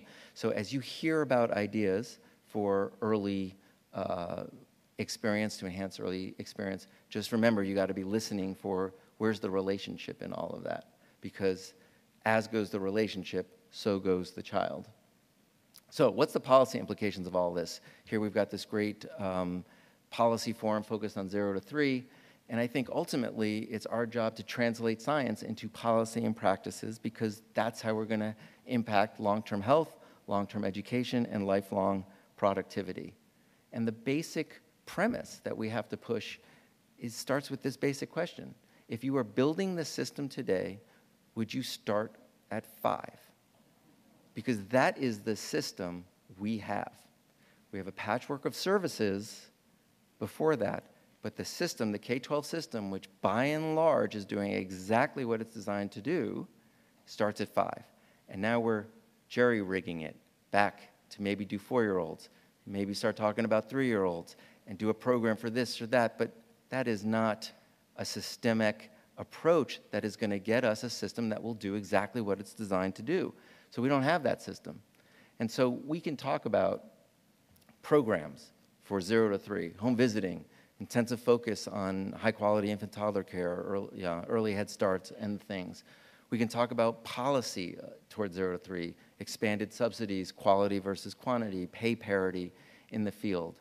We can talk about large government-funded initiatives like paid parental leave. We can talk about data, and we need data, and that's why the next piece of the agenda, the Risk, Reach, and Resilience Report, is so critical. And then we can talk about universal pre-K for 3 and 4-year-olds. It's the notion of, are we going to work down from 5, or are we going to build 0 to 5 that's then going to link up with the K-12 system? So I would say we're kind of going the wrong way with all of this. All of this has to happen. All of these are components of systems, but we kind of dabble with 1 or 2 of these at a time. So ultimately, it's 1,100 days. Like we kept saying the first 1,000 days, but 1,100 days from birth to the 3rd birthday. So that's the time to build this foundation that is going to last a lifetime of health and educational success and lifelong productivity or not. It's our window of opportunity. and we really have to start seeing it that way and build systems to support it. So I've given this presentation a couple times, and I always leave out the final epilogue on our dear Dr. Semmelweis. And although he had a very unfortunate death, 100 years after his death, Hungary, remember he was killed in Austria, but Hungary did him right, and they named the medical schools after him there. So everyone in Hungary, well, 42% of Hungary's doctors, 70% of their dentists, 50% of pharmacists, 27% of all healthcare professionals in Hungary go through Semmelweis University. So he is renowned for being one of the fathers of germ theory. Unfortunately, it came long after his death. So I know people always kind of wonder what happened with all of that. So with that, I say thank you, and I think we have about 5 minutes for questions. Great.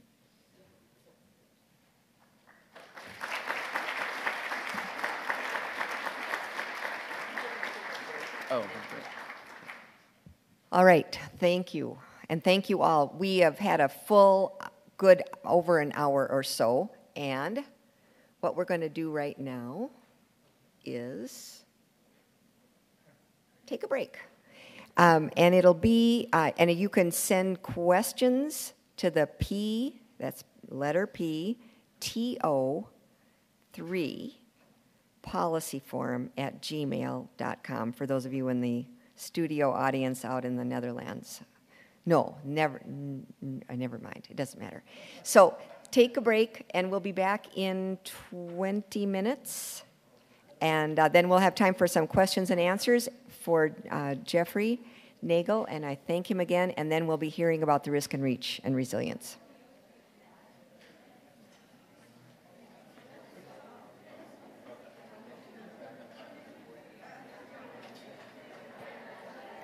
So the way we're going to do question and answer is a cola day. Okay.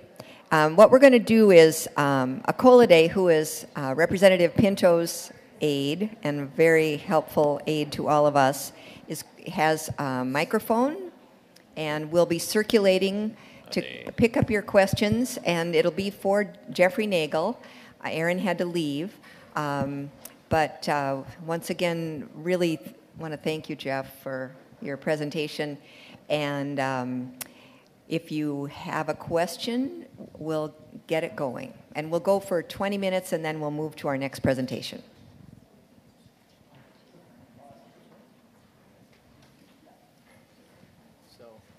So this is a question on behalf of Senator Relph, one of the co-hosts here, and he pointed out that that there was the slide with the U.S. being far to the right in terms of spending, but he pointed out that that seemed to be just, you mentioned just being federal spending. His question was, would it change anything if state spending were included as well?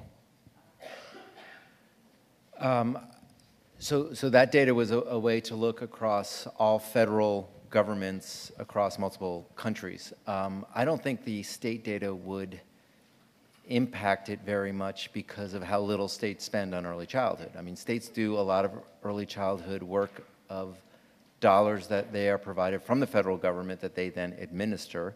Some states put their state dollars into pre-K programs and various things. But, you know, just to give you the context of what those numbers mean, 1% of GDP in the United States would be $170 billion. So when you're talking about 0.3%, about 0.25 to 3%, 0.3%, you're talking about $40 billion. So what state is spending anything close to even $100 million, $150 million, that would really move the number in any meaningful way? So, you know, large states like California, New York, you know, you might get up to that kind of dollar figure, but state investment in early childhood is extremely limited. And really what we need, I mean, the states aren't going to be able to turn on that spigot. So we need the federal spigot really doesn't exist. And so if we, what I forgot to say during the presentation, during the last, you know, I don't want to make this about Republicans or Democrats, or this isn't a partisan statement, but since the Trump administration took over, we've increased our military budget by $130 billion in a time of peace. You add that $130 billion to our existing federal spending. Now you're at $170 billion, and we're at 1% of GDP. On the federal level, because you don't have to balance the budget, you can direct money where you choose to make your priorities. And so it is a choice that we spend 0.3% of our GDP. We can turn that on a dime. And if we want to get to 1%, if we demand that as a country, we can infuse dollars into the states to start making investments in children and families in ways that does not happen right now.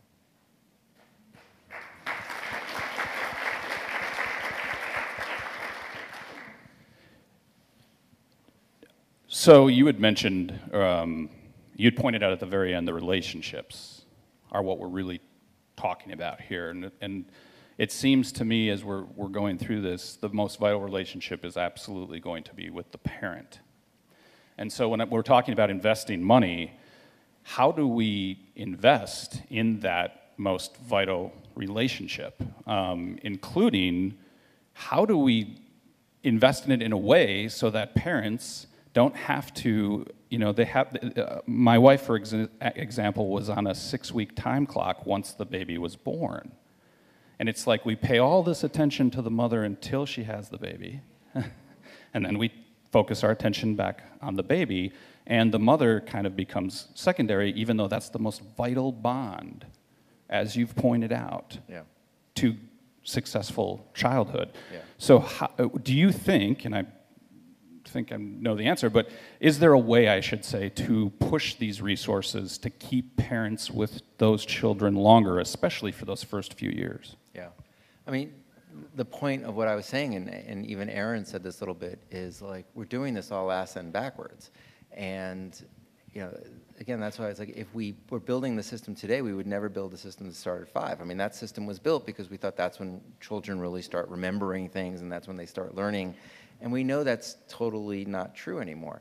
So we're really at this moment of, we now know germs cause disease. Are we going to shift and start treating germs and infection differently, or are we going to keep doing it the other way because that's the way we're set up to do? So, what I gave up there as examples of home visiting programs, high quality, early Head Start, all those things are important, but one of the arrows in the quiver has to be paid parental leave. If we want to support that relationship, we have to allow the primary caretakers, the mother or father, to be at home with the child for an extended period of time. We're the only developed country that doesn't support this. And it would completely take off the table what are we going to do about that first year of life. High quality infant toddler care is great, but caring for infants is extremely expensive because your ratio of adults to children is like 1 to 2 or 1 to 3.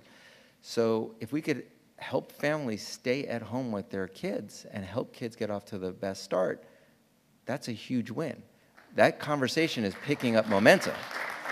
And, but if we wait 10, 15 years to make it a reality, we've missed another 5 generations because it's 1,000 days, right? It's, that first year is 365 days. So every year we wait, we just miss a whole nother generation of kids. So, I feel incredible urgency. I'm sure you all do too. That's why you come to meetings like this. But the longer we wait, we just perpetuate the systemic problems that we have, and we keep denying the reality that germs cause disease. My turn. Geoff, hi. Richard Chase, Wilder Research. Yeah. So I agree. Early experiences, early opportunities, early relationships, those matter. Couple different, drew a different conclusion, or another conclusion from one of your slides where you showed the equal growth curves with the achievement gap persisting. Mm-hmm. Yeah. So to me, that says we need to focus more on equity than we are now, because we have equal opportunity, but we need equity to close that gap. Yeah. And we have to start that earlier. And then when you showed the policy solutions at the end, those are all focused primarily on public programs as opposed to really individual family and community relationships.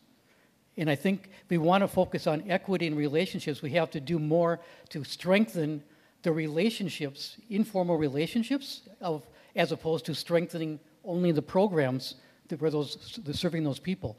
And we've been before this forum couple years ago where we talked about the PreNatal to 3 policy plan. And one of the ideas that grew out of that, in which had legislation for a couple years but hasn't passed, and will be up for legislation again this year through Voices and Choices for Children, is that Community Solutions Fund, where communities would say what's the best way to support those families in them, as opposed to the public programs doing that. So I don't know if you've seen that where it's been successful any place where the communities, where the policies that affect them, they have a voice in actually deciding those policies, and then benefit from those policies directly, where they get to decide how to spend that money directly as opposed to having it decided for them. Have you seen that? So a lot of questions. Equity and community solutions. Yeah, yes, yes, and yes. I mean, we've shifted our focus at Erikson. We've tried to come down from the ivory tower where we live and be much more grassroots focused and really building from the community up, because frankly, trying to do this from the top down, from the legislatures and the policy leaders down, isn't working. We're not moving the needle. We get little trickles here and there. So we're trying to do things that really engage the community, and for the community to own, we want to do right by our children, which I believe they all do. They just need the information and the coordination to come together and figure out what they need to do as communities to support their children and families. So we're doing that. We're seeing a lot of success in terms of people really coming together, using data, getting private foundation grants to support their community-led initiatives because they're doing X, Y, and Z based on the new information that they have. And I think it's all of the above has to happen. We have to come down from the top policymakers. We have to come up. The communities need to demand it. There's community-level leadership. That all needs to be there. So everything has to happen. I mean, we need a complete transformation of the way we think about these things so that we really fully embrace helping children and families. I mean, as Aaron pointed out, families, even if you are on a high earning trajectory, most of those are young people having 1, 2, or 3 kids under the age of 5 or 6, and the financial stress of that is enormous during the most foundational time of life. So we support families and these kids for the most part when they go for higher ed, but why aren't we doing it at the beginning stages? I mean, it's archaic. We're not doing it because of a system that was built in 1850. So we got to wake up and get with everything else that's going on around us, which is modernizing and innovating and changing, and do the same. And that includes community-driven work. I think most people have heard that there is extensive child care leave in the Scandinavian countries. In Sweden, my cousin's son, I think that he and his wife had 18 months or 2 years of leave that they were supposed to share so that dad would get time at home as well. We have an early childhood family education teacher right now who is now a professor at Bethel, Jolene Pearson. Maybe some of you know her. She's on a sabbatical in Iceland and Norway and England and a couple of other countries to look at child care over there, and she has gone to places where they do not have any infant child care because parents are home for the first year. And so children are not entering until they are somewhere in their toddler years. What she is showing on her blog that she has right now on her visits is just amazing. The things that they're doing with children, getting them outdoors every day, so much things being done in nature and so forth, and I won't go on about that. But then also my concern is for what you're saying, the support. Parents who are poor don't have transportation. They're much more isolated. They're at home without maybe some of the skills that they need to have, and maybe ECFE and other programs can expand to be able to do more work and more home visits. And I think there should be money for that. Thank you. I think I'm next. I have 2 questions. One is we're all recognizing the role of parents, and I don't think I saw anything in your presentation about parenting ed. I saw stuff about childcare. So I'm wondering about your reaction to that. And then are there any, my second question is, are there any activities in other states that would be illuminating for us here in Minnesota about some ways to move ahead? Yeah, I mean, certainly my list up there wasn't meant to be an exhaustive list, and parenting ed is a big part of the equation, and some of that is built into some initiatives within Early Head Start, certainly home visiting programs. Parenting ed would be great. It's just incredibly challenging to do well and do it in the right dose that's really going to, dramatically impact the parenting that we want to see. The most researched program that I'm aware of is P parenting program, which has a lot of randomized controlled trials in many different countries, and it's a multi-system level approach. So you have something for just all families, you have something lighter touch for families that need more intensive intervention, you have something all the way up to what's more like mental health intervention.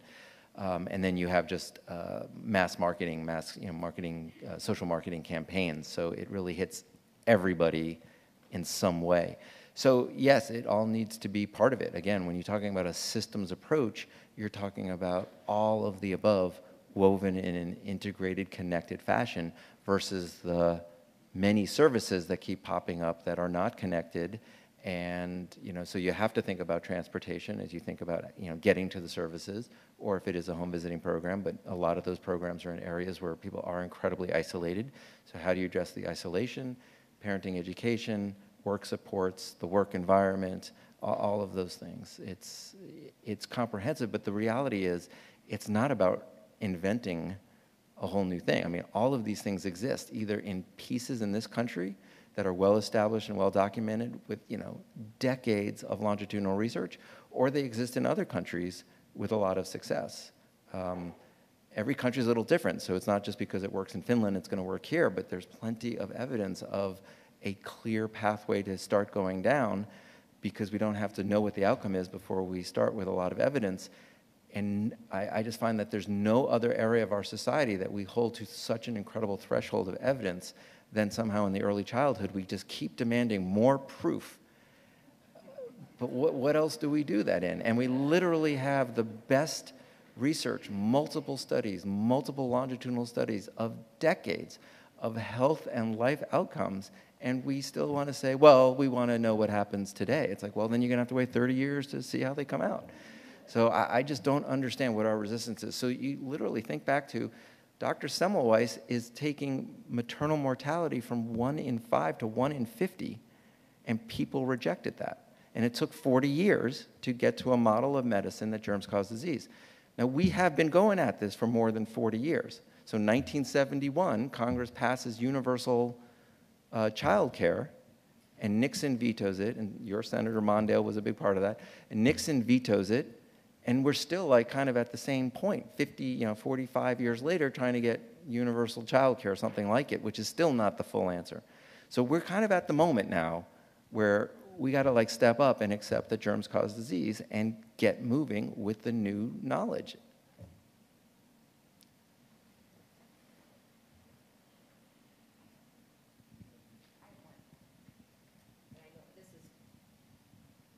This is a little bit unfair, but could you just take 3 minutes to talk about the leadership development you're doing in Illinois with Erikson to help shift people's thinking?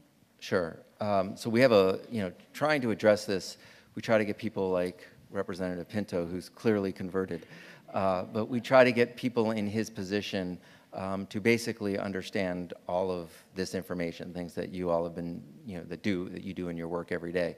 And so we have 2 different leadership programs, one which we call an executive leaders program, which are elected officials. It's state representatives, state senators, it's Board of Ed people, it's superintendents, it's judges, it's state's attorneys, it's anyone. These are not early childhood people, obviously, but the decisions they make impact children and families every day. So we just want to orient them to why is all this important?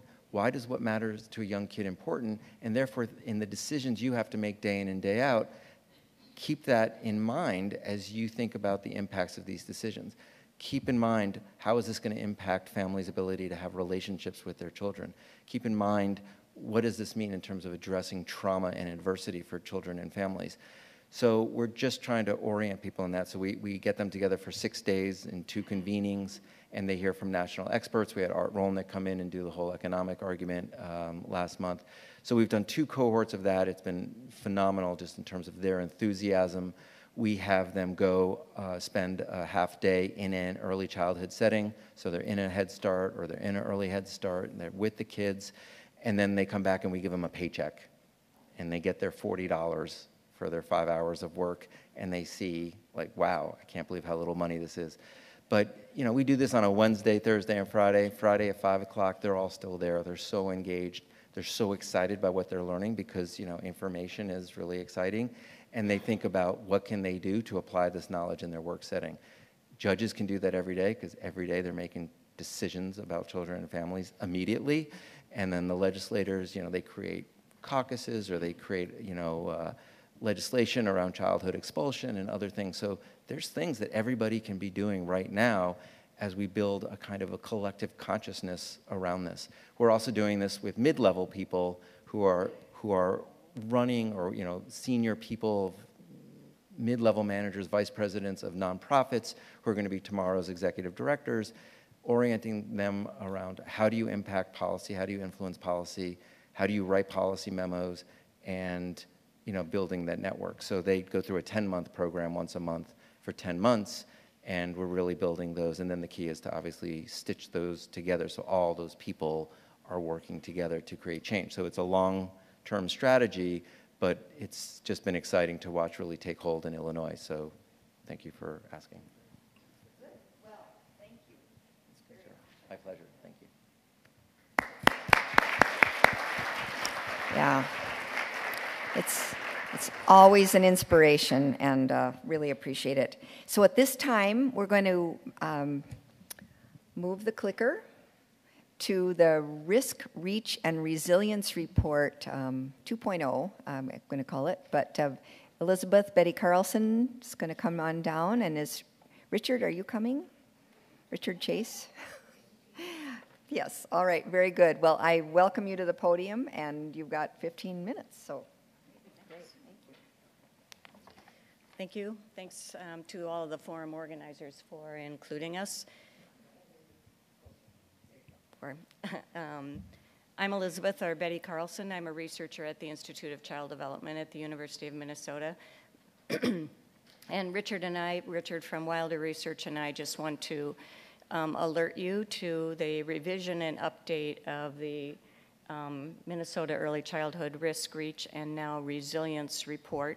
Many of you might recall that the Risk and Reach report was produced in 2015, and we've been trying to then periodically update the data and also the scope of the report.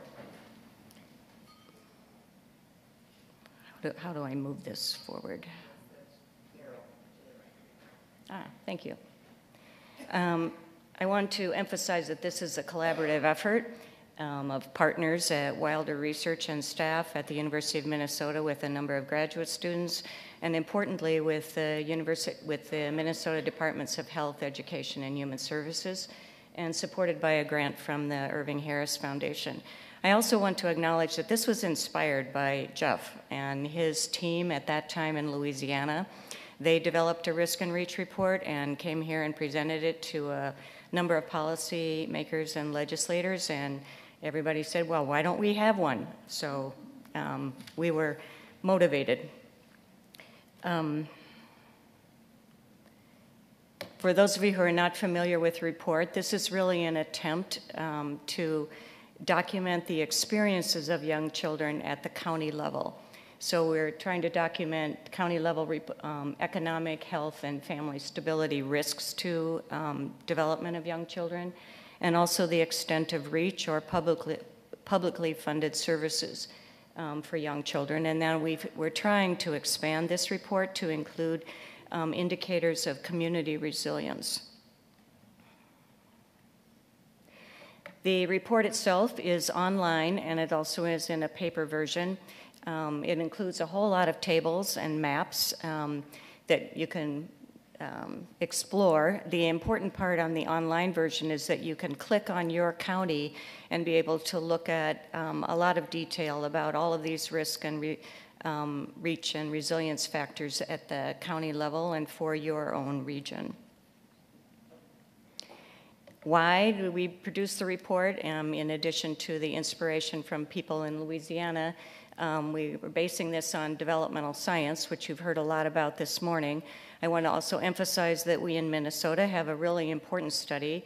At the Institute of Child Development, we have a Minnesota longitudinal study that has followed a group of children from their prenatal experience now to adulthood. They're almost 40 years old. And we've documented over those 40-some years not only the role of early experience, but the importance of early experience in predicting outcomes at the levels of health and mental health and work as well as education.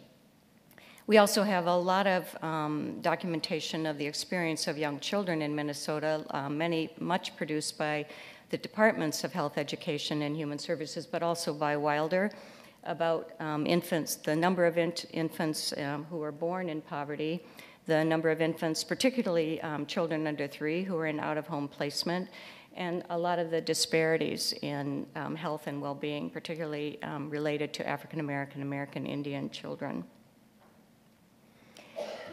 So we are hoping or intending that this report would help to inform policymakers, legislators, even at the county level, county administrators, and we've received a lot of positive feedback from the initial report, not only feedback about what's missing and what we could include or what we could do, but also feedback about how it's useful at some county levels to even go deeper, to help work across counties and help to not only create legislative initiatives or policies at the state level or the county level, but also to track those changes over time. And we hope that then we will also address some of the systemic disadvantages and inequalities that lead to the underlying disparities. So the goal is to help lift children out of poverty. I'm going to transfer this over to Richard, who's going to talk a little bit about the current report and the status of the data. Thanks, Patty. Hi, everybody. So for those of you who are unfamiliar, the risks, think of it as these are conditions, experiences, things that if you have them, you might be put at risk. That's like things like being in foster care or being born low birth weight. Or there are things that if you don't have, it might put you at risk of not having healthy development. Things like prenatal care, immunizations. So it's a whole series of those risks. And those are the same, as in the last report. The good news is some of those risks, I think one of the risks actually got better, where teen birth rate went down. But maltreatment reports, foster care, way up. But actually a number of high-risk counties in the state actually went down in the past 3 years. So you'll see there's all the counties sort of move up and down and around. So you get to look at your particular county. With regard to the programs, the reach of the publicly supported programs to serve those children or families eligible for the programs, is those of you who know who are work with families or try to refer families, every single program has a different eligibility requirement. And the challenge of the report is to come up with the right denominator of which families or kids are eligible, and then divide how many, by how many kids are actually getting it. We actually added 3 programs this time, 3 education programs. So school readiness, early childhood family education, and universal pre-K. We have those at the county level.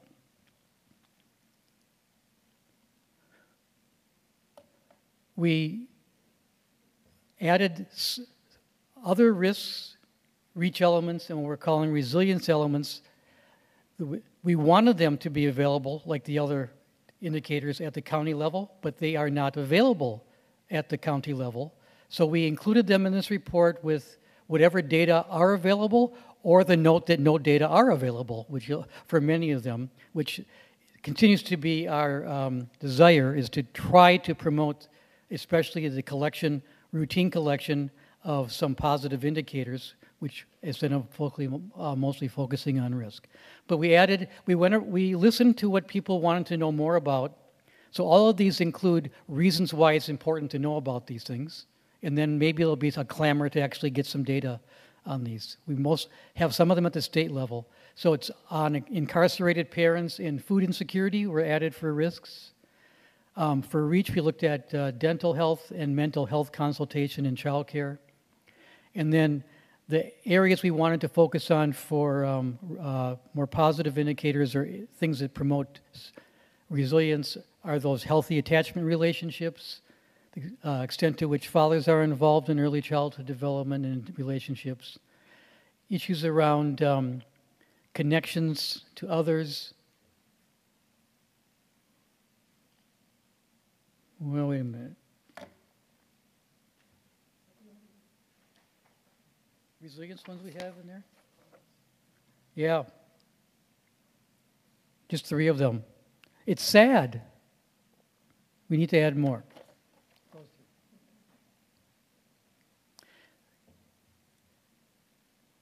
If you Google risk and reach, when I did it, sometimes the Louisiana report comes up, sometimes our report comes up first, but Google risk and reach, and it'll say Minnesota Compass, and it will show you the status of the current online version where you can get an overview of all the maps. And then there's also a part of that, the first page is a drop-down menu for your county, and it pulls all these indicators into one table instead of doing it indicator by indicator. You can get your list of risks and reach data by county by plugging in your county.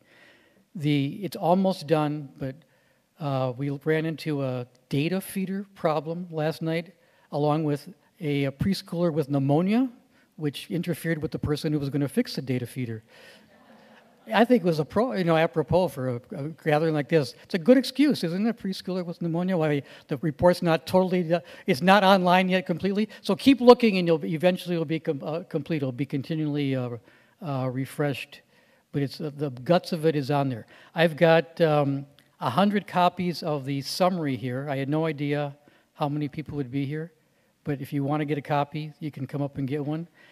Eventually, the summary, the published report will be on wilderresearch.org and what's your website? At the Institute of Child Development at the U, ICD.umn.edu, I think, and then the online version is at minnesotacompass.org. Anything to add? So any comments, questions? You can email Betty or me. We look forward to the next version, which we will focus more on the integration of these, hopefully, and what it means for healthy relationships for everybody. Thank you.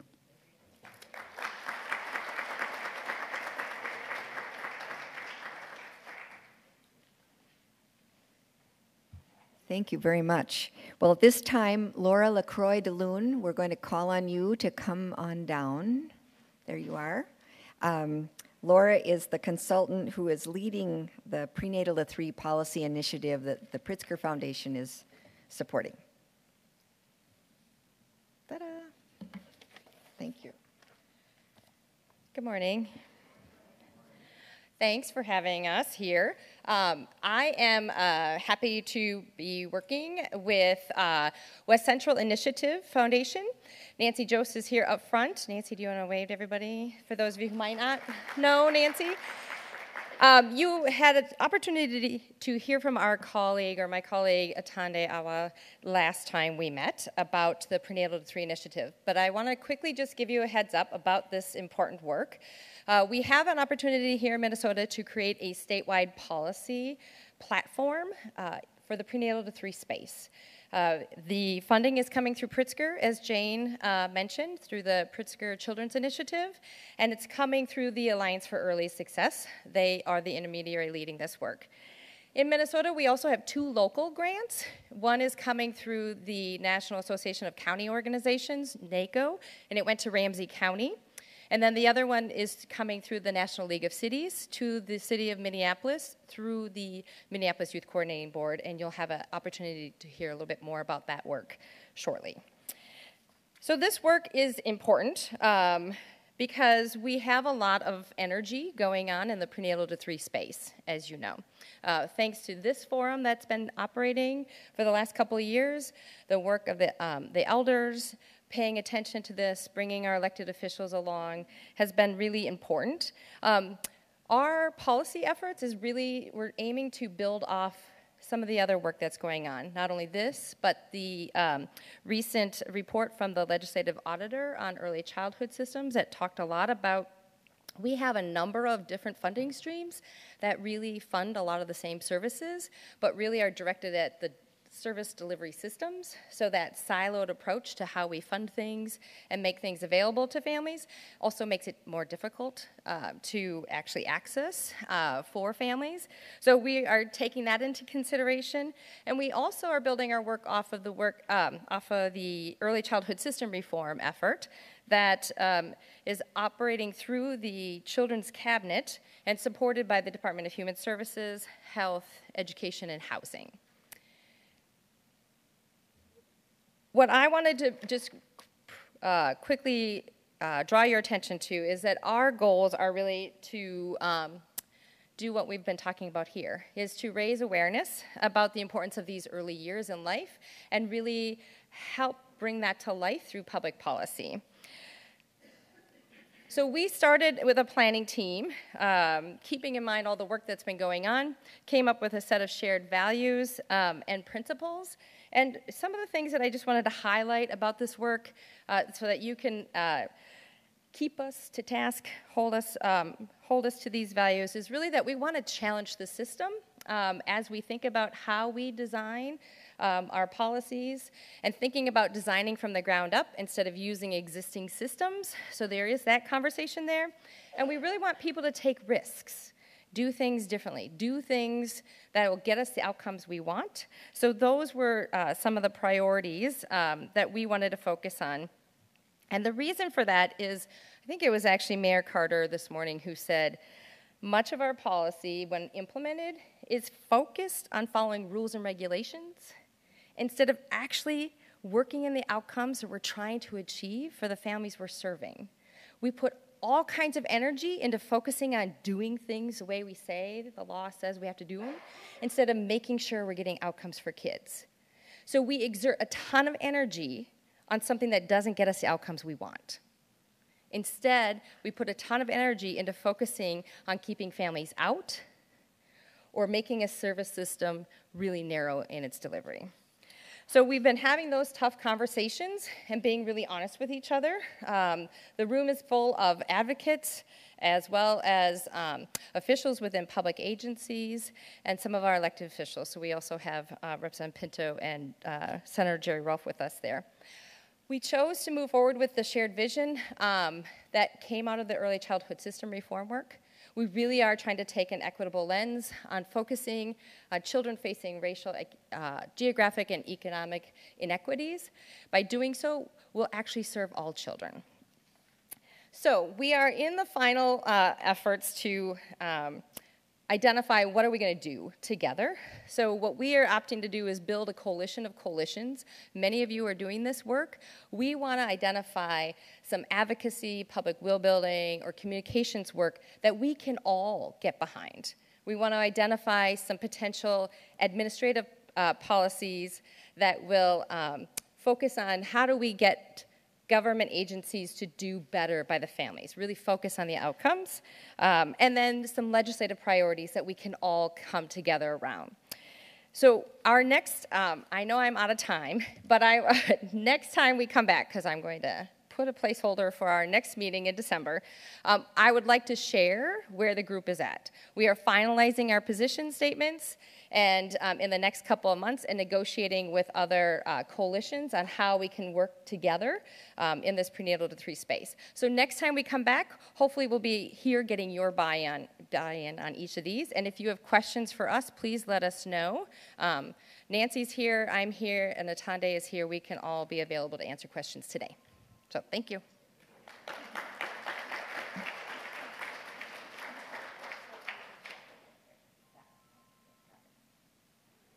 So this website is where you can keep up. So yes, and we'll announce the next 2 dates for our forums. Now, Deby Ziesmer from Minneapolis will talk about the Pritzker grant to the Minneapolis Youth Coordinating Board.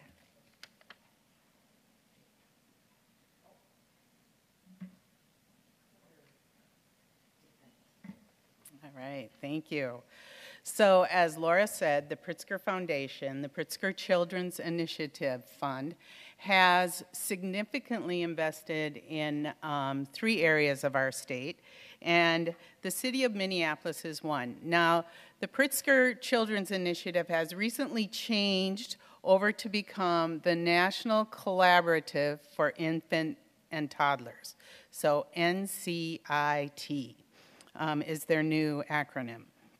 And they have a really big goal, and their goal is to expand access to high-quality services to 1 million infants and toddlers by 2023 to get them on track for school by assuring healthy beginnings, supportive families, and high-quality child care. And I would say that's a pretty audacious goal. They're working with several communities around the country, and they've partnered with different entities such as the National League of Cities, and we have a representative here now. Jamie, if you want to raise your hand, Jamie Elbert is here from the National League of Cities.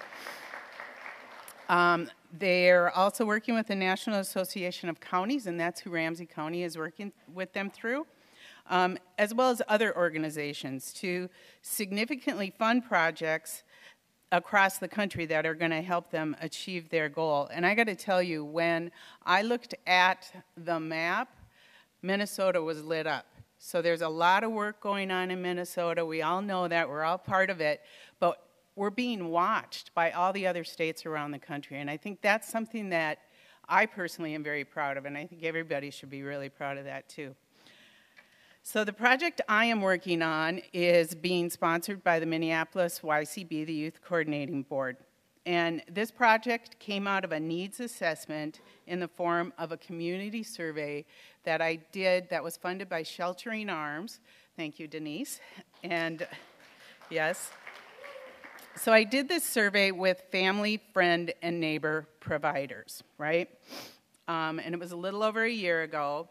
And what came out of this survey with them was that they wanted access to resources. We all know they want easy access, they want cheap or free trainings, resources, etc.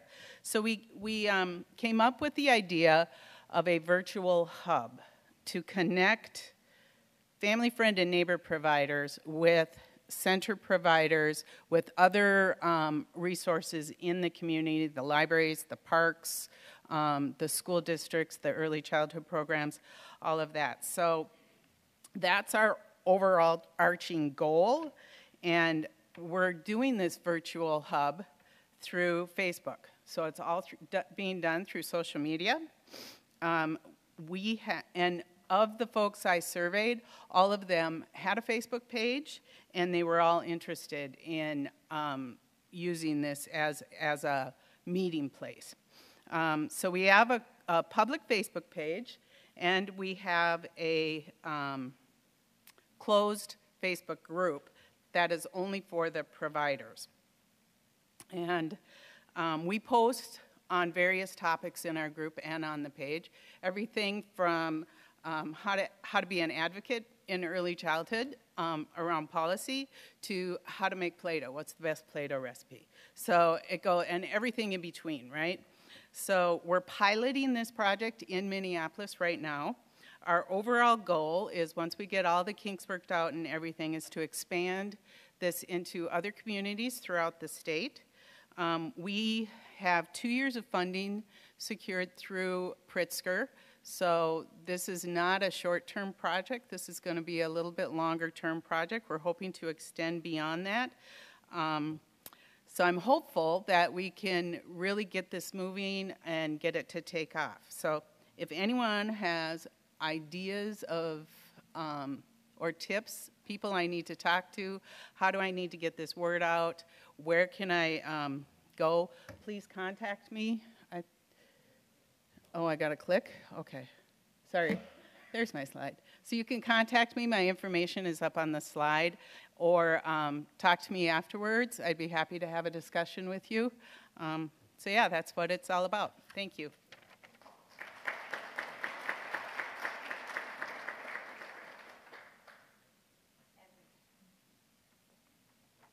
Our next presenter is it Mageen? I'm sorry, Caines, from the Minneapolis Health Department, about father involvement. Thank you. Thank you. My name is Mageen Caines, and I am the co-investigator of the Focus on Fathers research project, which was done by the Minneapolis Health Department. And I have to tell you, this was just a fantastic morning for me, because I believe that relationships are so key, and the ecosystems level work and the change through policies is what our research project was really about. We came into this project because we know the positive health impact that involved fathers have on children, and our area of focus was in the prenatal to 3 years, those critical years. One of our leveling insights, or insights that I want to share with you as we just kind of set up what we talked about, was that among our families in Minnesota, unmarried parenthood is common. It's been holding steady at about 40% of all births in Minnesota overall. It's closer to 80% among our communities of color. It's very high among mothers under 30. So I'll emphasize, I'm not talking about teenage parents. I'm talking about legal adults. And we need to think about unmarried parenthood differently. It's all around us. Every time I've given this presentation, there are people in the audience who say, hey, that's me, and that's it. Everybody's all around us. But with our policies, our unmarried fathers systematically have a very different experience than fathers who are married at the time of their child's birth, despite an approximately equal willingness or wantingness to be involved with their children. We spoke with parents, approximately 80 parents who were unmarried at the time of their child's birth, and then we spoke with about another 40 more service providers, legal experts, community members, to try to understand what it was we were being told. We heard from dads and moms that dads were super excited when their babies are born. We heard a lot about plans for college, NFL, great things, very common. And the moms we talked to in our group, and again, not everybody, but our group talked about they wanted dads involved, and they were very frustrated and almost more willing to say so than the dads, that despite their wishes, despite dads' wishes, we have policies creating barriers, and they were perceived by parents, in fact, to be actively pushing dads out of the picture. Well, on the other hand, we say, where are the dads? Why aren't the dads involved?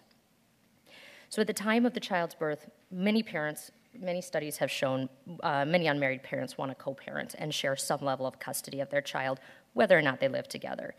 And we're talking about the relationship between co-parents, not any of the various other relationship possibilities they could be. I'm saying mom and dad are on the same page, but they're not married.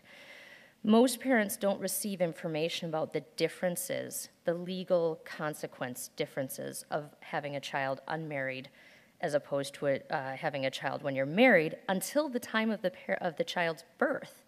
So to get his name on the baby's birth certificate, a father either has to go to court, or he can sign a form along with the mom that makes him the legal father, which makes him eligible to pay child support, or if he dies, the child has access to his survivor benefits. But under state law, the mother has sole physical and legal custody of the child, and even if mom and dad agree, mom and dad still have to go to court and go through that entire process. And we know that with many of our populations, that's a hugely intimidating and complicated process, even with people who are tolerably familiar with how custody works. It's still intimidating. And a lot of people don't think about what does custody mean until they've been around somebody who's been divorced. So parents came up with policy issues for us, and they had some feedback. They said, this process is hard. You guys work hard to make it clear, but you're telling it to us right after we had a baby, and I can't tell the difference between choice A and choice B. I just want my name on my baby's birth certificate. And this seems like we were agreeing that we wanted to be in this together, but now you're telling me that we have to go to court? So there are suggestions that the policy suggestions from the parents and from the service providers who helped us to understand what the experiences were, one, could we allow unmarried parents to sign and submit the form sooner so that dads could feel seen throughout the entire prenatal period? We had a lot of feedback that dads felt very invisible during that period. Another would be if mom and dad both state that they want it, could we have an expedited shared custody process? It's an awkward thing to realize that you don't have custody of the child that you're raising in your own home. And the third option would be education. My question for you today is, who could take this up? It's the city who did the research because our residents said it's important to them, but it's not an ordinance-level solution. It's a statewide solution. The issue of how our unmarried parents experience parenthood is across the state. So I'm looking for your help. How can we solve this?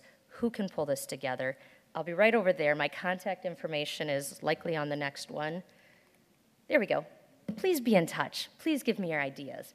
We're working hard to try to build a coalition so we can start to work through and solve and honor this request from our unmarried parents. Thank you so much.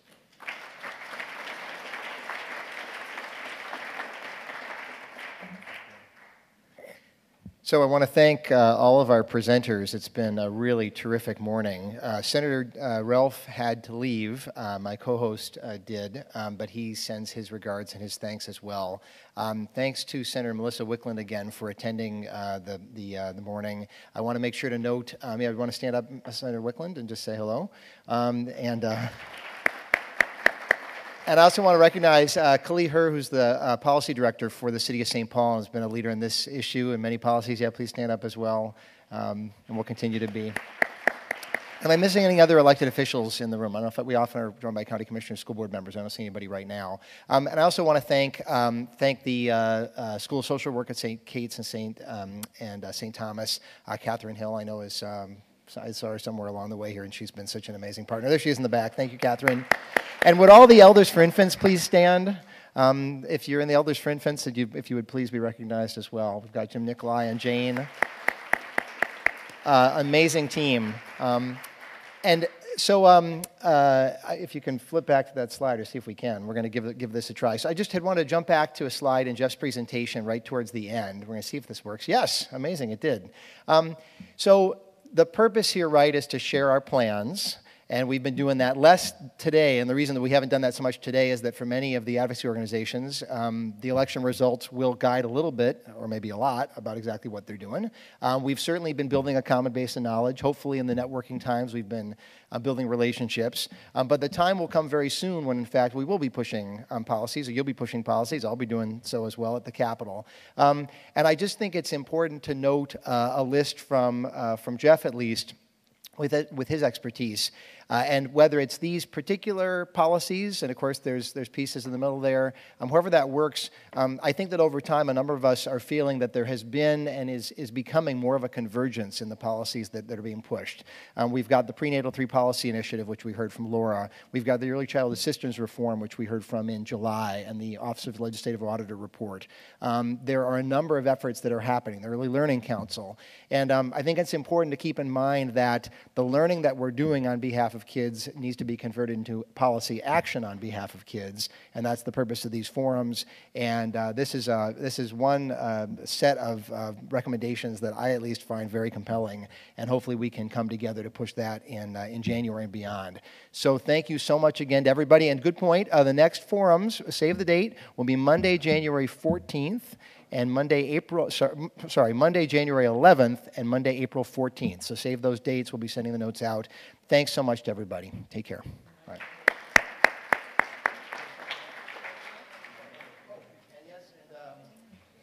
And a reminder, there are reports up here and Mageen in the back from Minneapolis Health Department, all kinds of ways to follow up. Thanks. And thank you to our webcast team as well, the audience out in the internet space.